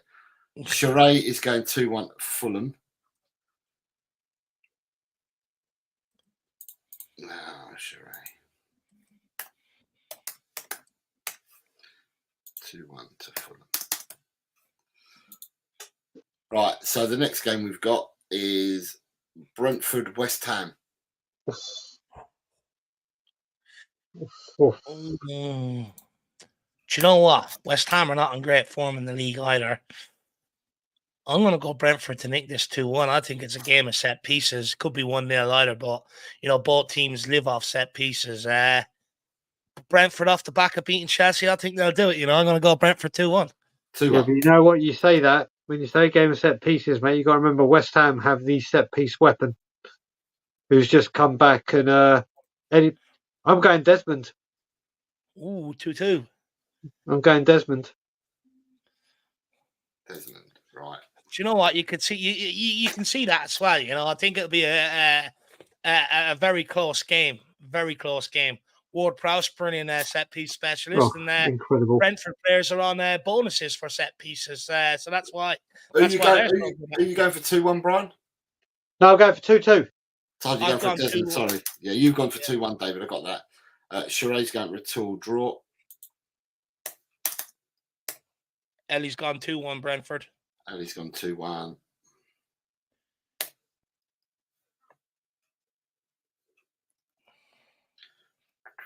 Yep, got that one. Bobby K has gone 1-1. Okay, I changed my. I'm just gonna. No, I get a call. That was a very quick shift at work. Well done, mate. If I get a call, so I work from my house. I work from this exact same desk here, and if I get a call, I'll just flip it, and then I'll turn the mic off for here, and I'll go over to there. But yeah, I can hang out for a bit.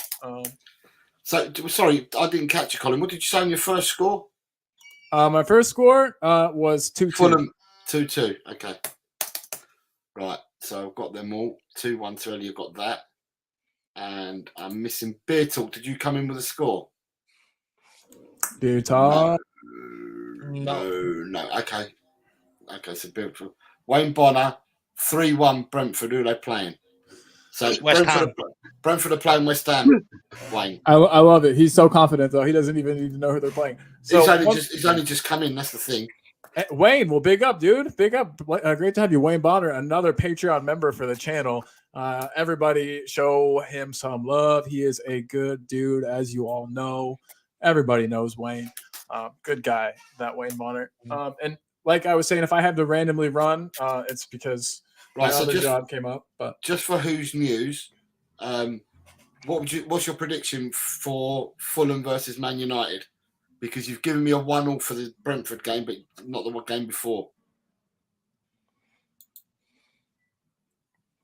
And also I was gonna say too, if we get to a point where some people get skipped or looked over, these comments are saved, so we can go back to and add those to the table. Right, so I don't want to keep the gentleman any longer. So right, Burnley, Crystal Palace, gents. Oh. Burnley have got to get a win from somewhere. But Palace have now 2 on the bounce. They still got, is Elise back? Or No. Eze? No. Okay, 1-0 Burnley. 1-0 to Burnley. And I have to say, I hope Vincent Kompany stays up. And I think he's manager of the future. Obviously, he'll go City. If anyone's watched that documentary, Mission to Burnley, he's absolutely brilliant. Vincent Kompany, incredible. Burnley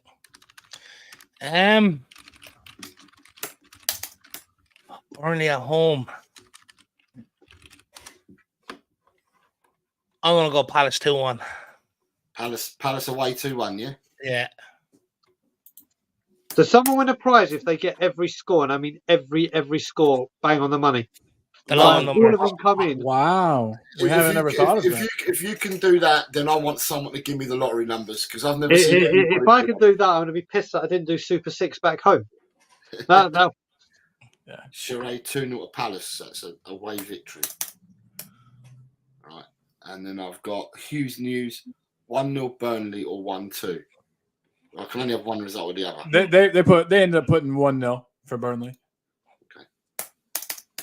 And then we've got Bobby K 2-1 to Palace. Bobby K, that's away again. Yeah.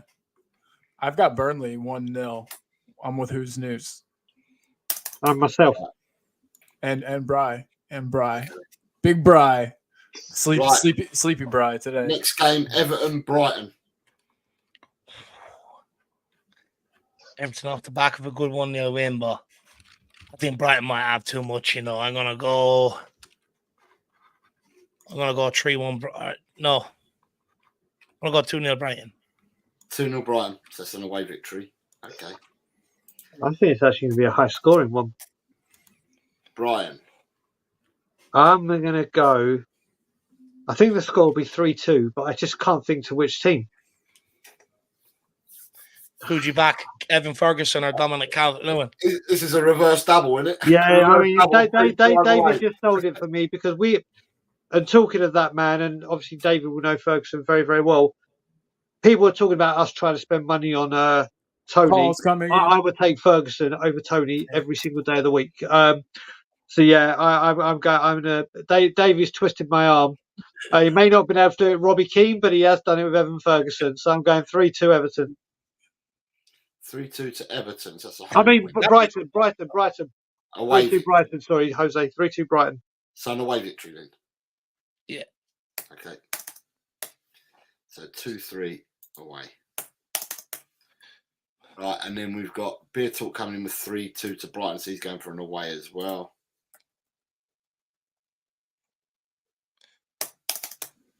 Sheree's going 2-3 Brighton as well.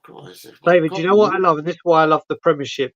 Every single game that's come out, you and me have gone, it's like every game is a hard. It's like really like you go into the other leagues, you're like, oh yeah, this one's going to win or that one's going to win. Or the games are of such a high competitive in our league. And yeah, there hasn't been a real slam dunk of a game, has there? No, there hasn't. I think there's one or two coming up, but yeah. Okay, here we go. I agree with you. You know, the Premier League is very competitive. I like it like this, you know, where the bottom can beat the top at any given moment, you know. Right, so the next one is the one I think you were referring to, Dave, and that is Manchester City Bournemouth. Oh, Man City pump Bournemouth. You know what? Alan's off the back of a brace snorting on the door. He could definitely do it. I'm going to go 5-0. 5-0 City. 5-0. And, you know, if Ariella loses, he's gone. So. Yeah, because they said that last week about the Burnley game, didn't they? And they got a 2-1 victory. They came from 1-0 down, didn't they? So. 0-0 Brighton from Who's News. Sorry. Brian. Okay, so a man I haven't seen in the chat for ages, and big up to John Fitzpatrick. Love that man. I'm going bang on what he was going for. 4-0 City. I almost said 4-0 Bournemouth there, and then you would have really known how tired I was. 4-0 City. I need goals from Haaland this weekend for my fantasy team. I really need the points. Mate, mine as well. Did you captain them? Mate, Joe, I do. It's one of my friends back home. We've kind of connected whilst I was back home. We haven't spoken to each other for like 5-10 years. And he said, let's do it together, just you and me. And I was like, yep. And every time I play Fantasy Football League, there'll be a game where either a player's suspended or injured and I didn't swap them. And I'm like, fuck this. And it's happened the last couple of weeks. But when you've got Haaland and Ollie Watkins up front, it don't really make a difference. So I've been doing all right. And I've got Kieran Trippier in there as well. He was just banging assists. So yeah. He let me down last weekend, though. I took him out and I brought in Pinnock this weekend. You know, Newcastle playing Arsenal. I sort of Trippier could cost me points, so I took him out. Can't wait for that game. Who's that one? Beer Talk's 3-0. So come on, Newcastle. Hopefully they do them. They will. Home as well, aren't they? They're up in St. James. Yeah, we'll come into that one in a second, I think. That's 3-0. Right, so yeah, the next game is Sheffield United Wolves. Oh, Wolves. Yeah, but remember, Dave, they haven't got Neto. And thank God he can't play against us. Is Mateus cool, you think? Think so. He'll score. Wolves are cursed though as well, aren't they? I'm going to go 1-0 Wolves. No. Yeah, 1-0 Wolves. So that's an away 0-1 away victory, okay. Who is it they're playing again? Wolves are playing who? Sheffield United. Wolves. 2-1 Wolves and goodbye Higginbotham. You think Sheffield United is scoring? I think 2-1 to Wolves, and I think him and Ten Hag are gone before the next Premier League game. Right, Jim's going for a 0-0. There could be a few managers up for the sack very soon. If Pochettino doesn't start picking up good results, if he loses to us and loses another one after that, he could be gone. Ten Hag, Iriola. Mate, I think if it's a bad defeat to us, that could be it. If it's a bad defeat. Yeah, could be. Chelsea fans won't have that. You know, they won't take a bad defeat off us. They won't have that. And now I've got Carl Simpson's just joined at fucking. These geezers are mental. Carl, go back and listen to the games and put your score predictions in. Dave Jose, he's working like an animal there, and everyone's coming in late. Look at Chris Peters. Chris Peters is coming and he's giving me every result. There we are. That's the standard. There you go. Look, Chris Peters has just come in, and he's just coming boom with every prediction. Who else am I missing here? Who did I catch with? Beer Talk 2-1. That's the one I missed it. Beer Talk's going 2-1 Wolves. So, Carl, games are Fulham, United, Palace, the Palace game, Palace Burnley, I believe it is, West Ham, Brentford, and then we done City Bournemouth as well, and then Wolves. So they're the games you have to get your score predictions in for, Carl. Bobby K's gone 0-1.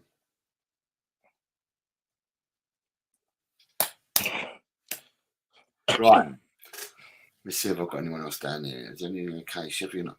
Who's news? Sheffield United to win 1-0. So Sheffield United is back here. Sheffield United is to win 1-0. So that's a home win. Got that. Chris Peters. Yeah, I'll get Chris Peters afterwards. And Ellie's gone 2-1 to Wolves. Next game is Newcastle Arsenal. Newcastle at home. There you go. 3-0 Newcastle. 3-0 to Newcastle. No messing about there. Mate, they've just beaten Man U and they're pumping in at St James's Park, mate. The atmosphere there, that place is rocking. Arsenal coming back off an absolute hammering at the hammer. I didn't even mean to say that, hammering at the hammers, but yes, they've come off of that. And yeah, I just honestly, Newcastle at home is, when that place is rocking, there is not a lot of places that are worse to go to. And I can see a convincing 3-0 win. Do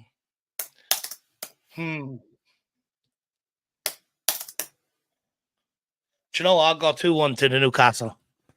2-1. I do agree with Brian. I do think Newcastle, the home advantage, 5:30 kickoff. It's going to be a horrible evening for Arsenal. I agree with Brian in that regard. I'm just not sure they'll do a 3-0. So I'm going to go 2-1. If they do a 3-0, Brian, I want your predictions for next weekend so I can go to the bookies. Got who's news coming at 4-3. Ooh. You got 3-1 from Jim. Mate, one of my best things ever was watching that Newcastle game when they were losing 4-0 at half time to Arsenal. And then they came back and made it 4-4 in the second half. That was I was watching it with a load of Arsenal fans. That was one of the funniest experiences of my life. Wayne Bonner's politely said 3-0 for Arsenal. Damn right. Damn right. Newcastle 2-2 for Bobby K. Guys, can you hear me? Yes. Yeah. Oh, it's just my camera's not working properly on my screen. It's all right. And have I missed anyone? Have I got everyone else here? I think I have everybody else, apart from Carl Simpson. Yeah, Dave, you look like you're on Sky Plus ×2. Yeah, So I'm going to leave and come back in. Okay. Oh, you won't miss anything because I'm just doing Carl's. I'm just going to put Carl, who just joined. So I'm going to put his results all in now. Carl Simpson. And Carl Simpson's gone for 2-1. 3-2. 2-1. Palace. So that's an away victory in there. 4-0. That's the pumping game. So that's one there. 4-2 Wolves. That's an away victory. 2-4. And then he's gone 3-1. Right, I've got that. And Everton 2-1. So Everton was one that I was missing. That's down there. So Everton 2-1. So Carl, you're going 2-1 Fulham.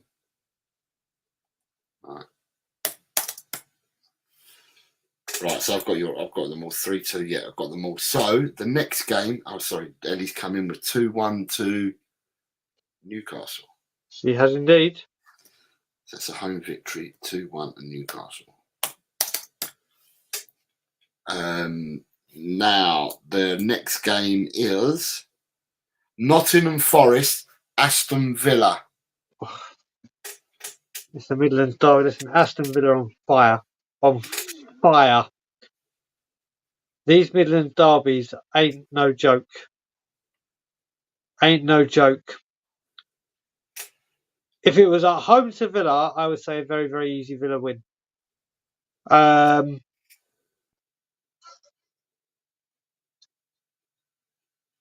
going to go Desmond again.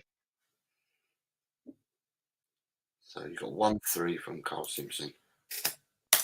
Desmond for Palace Villa. Oh, Palace Villa. Forest Villa. Forest Villa, you're going for a Desmond. I am. Okay, and then I've got Bobby K is going 3-0 to Villa. Oh, big game that. 3-0 to Villa. Villa have been magnificent. Villa have been incredible under Unai Emery, as much as I hate to say it. 3-0 Villa. Carl Simpson 1-3. I think I've got Carl Simpson's in already. I have. And then you've got Wayne coming in at 4-0 to Villa. Big results. I'll tell you what, if any of you lot are betting people, which I don't know whether you are or not, but if any of you are betting people, sorry, Dave's been there. Sorry, Dave. No, if any of you are betting people, what I will say is a hell of a lot of the results that people have been given, including the panel, is a lot of away victories that people have gone for. And away victories are normally better odds. But yeah, I'm just saying the panel seem to have gone for a lot as well. So, yeah, a lot of away victories here.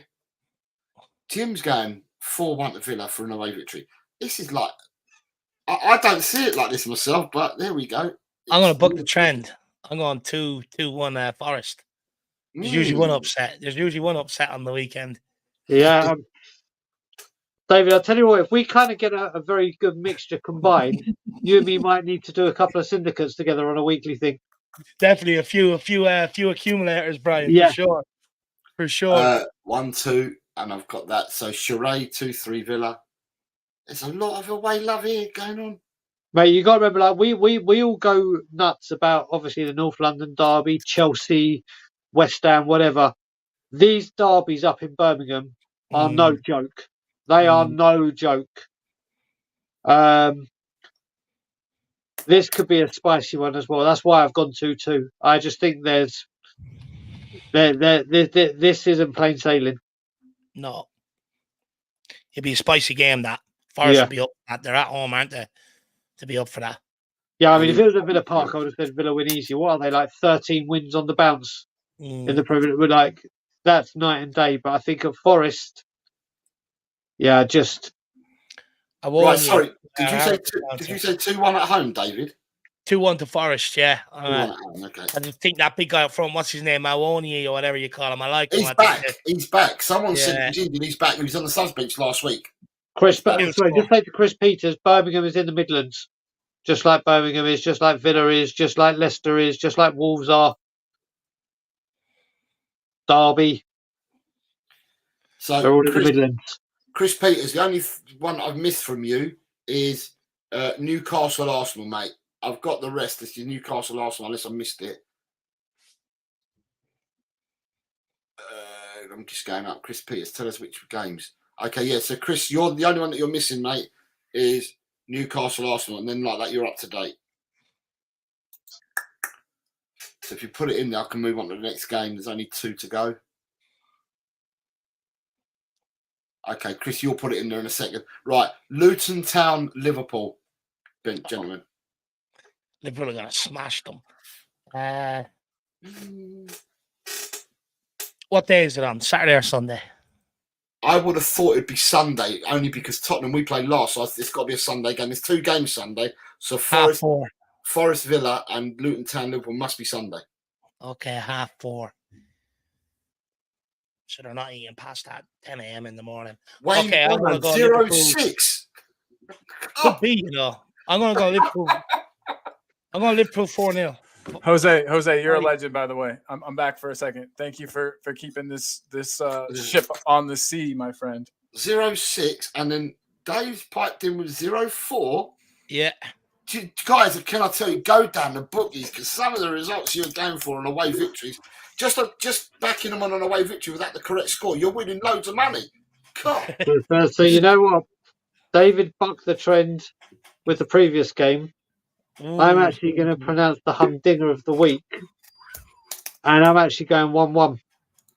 Ooh. I'm going 1-1. There's something that's been when I saw this fixture list. I just don't know why. I just think Luton are gonna. I think Luton are gonna. I honestly do, and it couldn't happen to a better team than Liverpool. Probably want the game replayed because they saw someone in the bath or something. But yeah, I don't know why this fixture has stood out for me all week as one, and I'm literally going 1-1. Right, so Brian, you've had 3 draws you've predicted so far. So even putting a bet on 3 draws is big money. So Carl Simpson 1-5. Carl Simpson 1-5. Wow. If Liverpool and Luton do draw 1, I'll be making sure I reach out to a few people and go, told you so. Do you know what? I would put a euro on that just in case, because even a euro will return fucking good money. Euro no, my pound. luck. They'll score 3 in the first 8 minutes or something. I'll be like, oh yeah.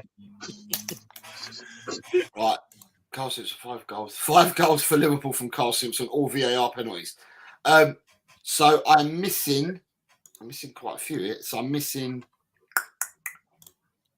Who am I missing? I'm missing Jim. He's gone 4-0 Liverpool. 4-0 Liverpool, okay. So 0-4. Ellie's gone 4-0 Liverpool. Another call. And Chris Peters. Oh, Chris Peters coming to 0-3. So it's 0-4 and 0-3.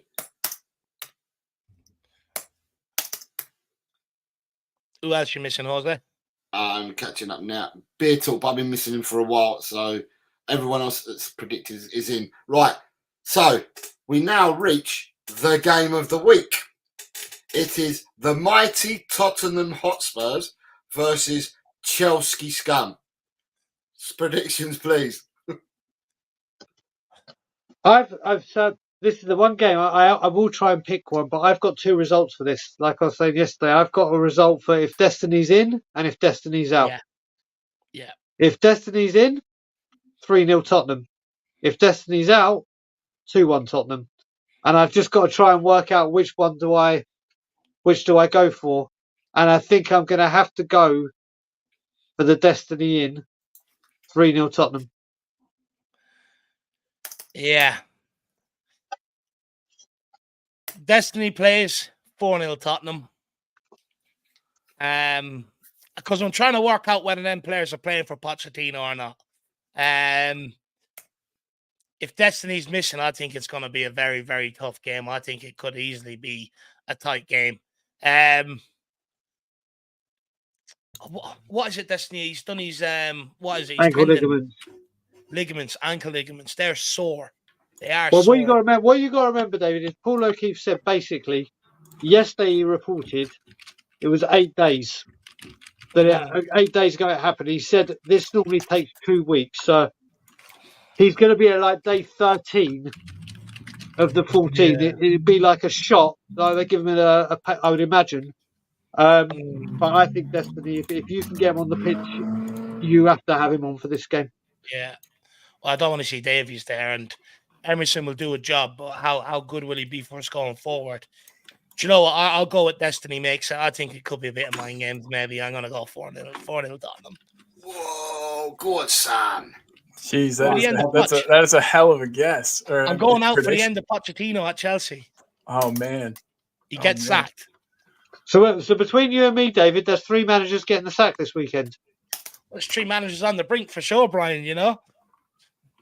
And a symmetry, and Ange's going to win his 3rd manager of the month. It all makes sense.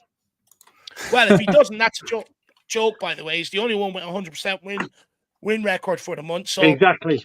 He should be shooing. And then also, if Romero wins it, that's all 3 of our captains that would have won the player of the month inside the first 3 months. Unbelievable. Yep. 3-1. I've got that one. And then hopefully Vicario wins Save of the Month. Yeah, that'd be nice. And we can have the treble, and a treble for the last one. I mean, how many trebles do you want? This is what I love about all the troubles, please. You know, no matter all the curses that were built up beforehand, like remember the Manager Monk curse and all, like we just smashed them out of the way, and hopefully long may it continue. Right, Yeah. They literally should do press conference of the month as well, because then we just win it every month. Are you guys talking about the press conference yesterday? Just anything that I like I said, Ash could read a cereal box and it'd be entertaining. Yeah, he does have a way about him, a way with words, a way. It's a total breath of fresh air. I almost said a breath of fresh air, but a breath of fresh air. Having him as opposed to managers like Conte and Poch, even who would answer questions and riddles, and it's definitely been nice to have a more upfront and stuff manager. Just to move the show along, because I'm just going to say the people that are missing their games, and then they can put them in the chat, and I'll go back to them. So Wayne Bonner, you're missing the the third, fourth, and fifth games is what I'm missing from you. So I'm now missing from you Burnley, Crystal Palace, Everton, Brighton, Manchester City, Bournemouth, and then I'm missing the Tottenham result from Wayne Bonner. From Beer Talk, I'm missing the second and third games, which make it. He's putting in there on Liverpool. I've got that. Okay. Brentford, West Ham, Burnley, Crystal Palace is what I'm missing, and then I'm missing 4, 5, 6, and then I'm missing 7 onwards. So 7 and through to 9. So that means I'm missing Newcastle, Arsenal, Forest, Villa, Luton, Liverpool. Did you say that he put a Liverpool result in there? No. Yeah, 2-1 to Liverpool. Okay, so 2-1 to Liverpool. Okay, so that gives me one of them then. So that's the penultimate one. And then apart from that, everybody else, I've got your predictions locked in. Boom, locked in. I'm excited to see how much the table changes. Colin, I need to get yours. I'll get those in a minute. Yeah, when I get yours in, what we'll do is tomorrow's show we'll put them all up. And tomorrow's show like we normally do on a Saturday, and show everyone who's predicted what, and then we'll tick them off as we go along there. If David and I do rather well combined, and then we start doing our thing, you might see us streaming live from the Seychelles or something, or Mauritius or something. Just Monaco. Yeah, exactly. Just literally on a beach somewhere, going, yeah, well, this is what we'll do. So for the guests, interestingly, you've got Dave. Dave's gone for 1 draw only. I regret that. And you've got 4. And Dave's got 4 away victories. 4 away victories would pay good money. Not even the score result, just the 4 aways would pay good money. Brian, you've got 1, 2, 3 draws, which would pay good money. 3 draws. And I've never put a football bet on in my life. No, I'm just saying it would pay good. And Brian has only gone for 2 aways. 2 aways, 3 draws, 5 home victories is what Brian's gone for. So it's interesting. Oh, here we go. So I've got Beer Talk, 2-1 to Palace. And all I will say, out of those 5 victories, the only ones I care about are Newcastle and Tottenham. Beer Talk, 2-1 to Palace. And it'd be nice to see if Liverpool could drop points, but I don't see it. Oh, man, like I said, I've just got. I don't know why. I just have this feeling. I hope so. Yeah. I mean, it would be lovely. It would be wonderful if we could get them to drop some. Before, I almost can't tell. So, guys, I've asked this question too, and while he's tallying up over there, do you guys prefer to be the first game of the week, like last week, or last game, like this week? Beer Talk, Newcastle, Arsenal, Forest, Aston Villa. Carry on, lad. First, to be honest with you, just get the game over and done with, and then sit back and watch everyone else fuck up. I prefer to be in that situation rather than knowing what everyone else has done and then sitting there going into the game.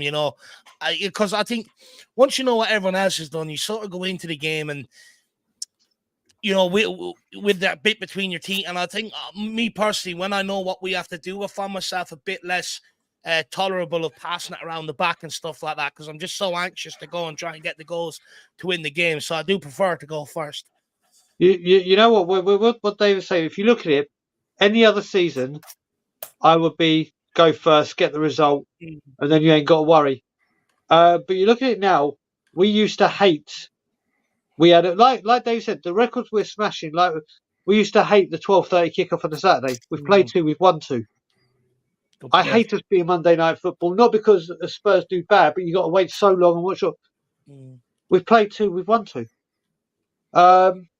You look at it on the Friday night, which we haven't done for ages. We played 1. We've won. It's at the moment we have a team where the questions are being asked and we're finding a way to answer them. Any other time, we've stumbled when we've gone second, like the Leicester season. We've slipped and everything. So right now, every single question we're getting asked, we're finding the answer. So right now, it don't bother me.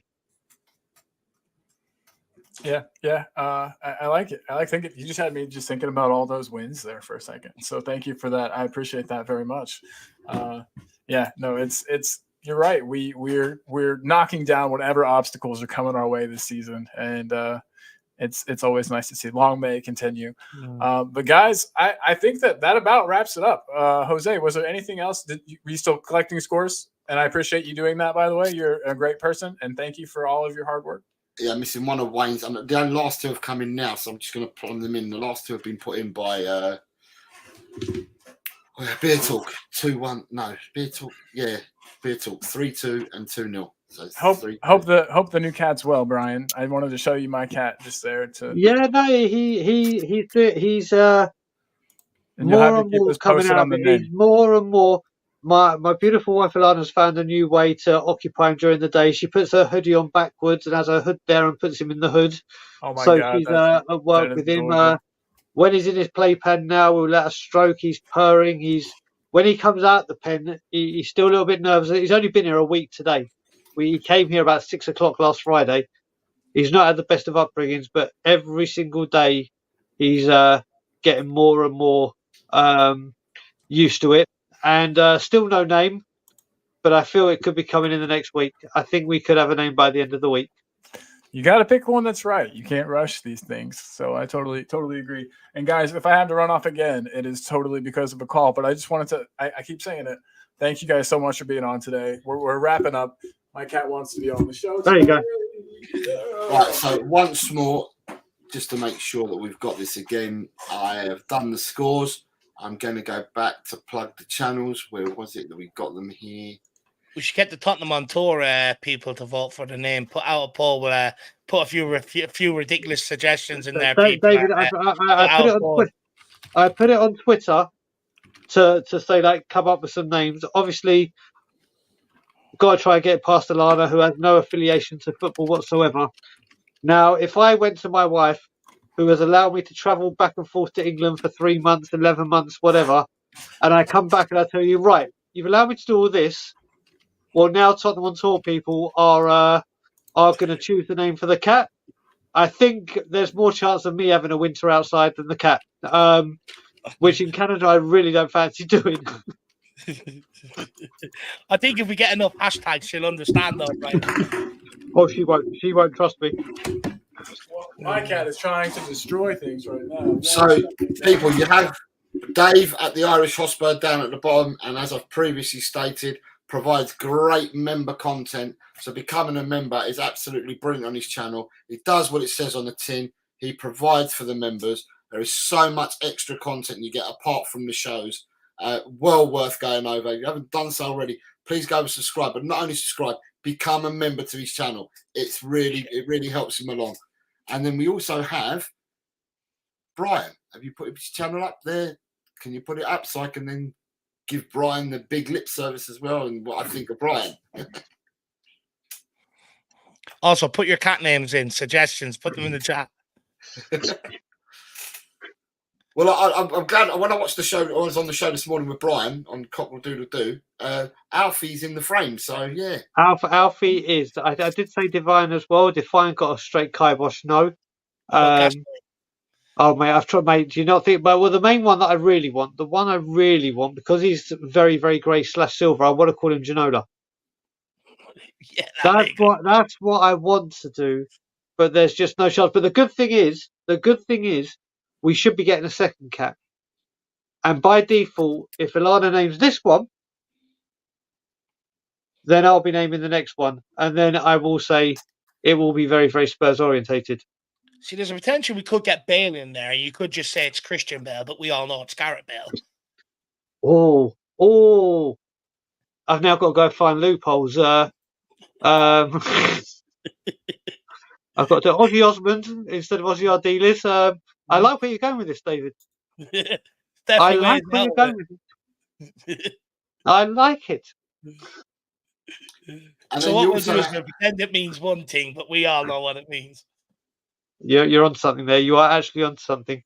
And then you've got Brian on Tottenham on Tour, which is below, and Brian and the chaps provide 24-hour content now, because obviously Brian has gone back to the North Atlantic, so therefore you've got 24-hour content, and they have some really good pucker merchandise, which sometimes makes appearances on the shows by the presenters, because that's where I noticed it all. Before looking at it, I noticed that they were all wearing it. So yeah, it's some good merchandise stuff there. Jose, you definitely work in sales. You definitely work in sales. I certainly don't. I've never done. I've never worked in sales in my entire life. You'd make a killing. Do you reckon? Well, I've never done it at all. Never sold a thing in my life. So, but yeah, what I will say is, everybody, can you please thank? I'd like to thank everybody in the chat, but first and foremost, I'm going to thank my panel members. To Brian, Storm Brian, piss off Storm Kieran, what we just had, and big up to Storm David as well. We've had two of the best fellas out there in the Tottenham community, have been around for a while, know their onions and know their bits and pieces about the club. So we've had two excellent guests, and I thank you both very much. When can you next be found, Brian? On Tottenham on Tour, I believe it will be Sunday evening at 9 p.m. our time, 2 a.m. UK time for the late show.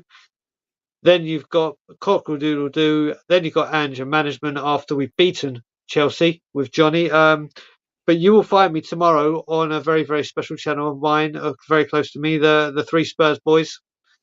I will be on Cooven the Kang, so everyone go over and watch Cooven the Kang and give them a like and subscribe. Is that tomorrow evening at half 10? It's tomorrow afternoon for me, tomorrow evening for you. Okay, so tomorrow evening for everybody at half 10. Yeah, get over to the Three Spurs Boys, Cooven the Gang. Absolutely hilarious content. They do talk football as well. I will say they do talk football, but there's a lot of mishmash going on. It is for adults only. I warn you now. You must be over 18 to watch their content on a Saturday night. So yeah, get over there, support Bobby and the boys over at the Three Spurs Boys as well. David, sir, where can we find you next, and what are you up to, mate? We've got a stream coming out. I think it's 10 a.m. tomorrow. Not stream, just a sort of pre-record we done on our thoughts on maybe the recruitment behind bringing in the Aston Villa guys and stuff like that. Maybe what they're here to maybe look at and fix and stuff like that. But apart from that, you won't be seeing me live tomorrow because it's my birthday.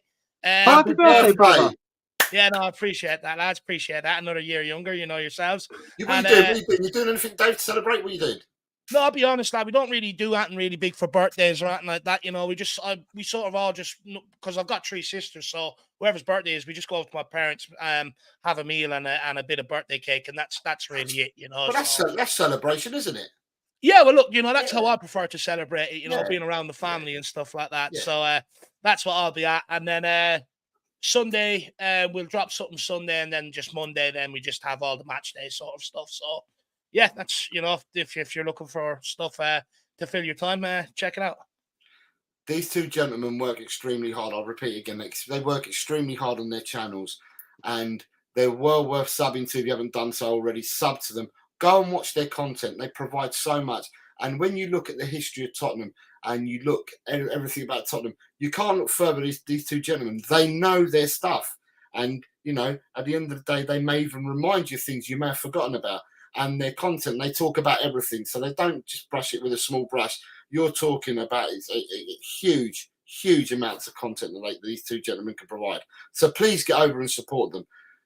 As for the chat, I'm going to thank the chat. The chat do what you normally do. You partake. You put your comments in there. and you keep us going. Without the chat, then we can't operate. So thank you very much for the chat. So without no further ado, the final words from you, Brian, because I know that you love it. Your final I was words. about to think, how can I quickly get this in? Let me just warm the fingers up because I didn't know if I was going to get a chance. And as always, Levy out. Dave? Look, just want to say thanks very much for having me. Really enjoyed it today. You know, really enjoyed being on the panel with yourself, Jose, Colin, and Daigle. It was really enjoyed it. Actually, it was a good show. So thanks for having me. And yeah, come on, you Spurs. Let's go and beat Chelsea.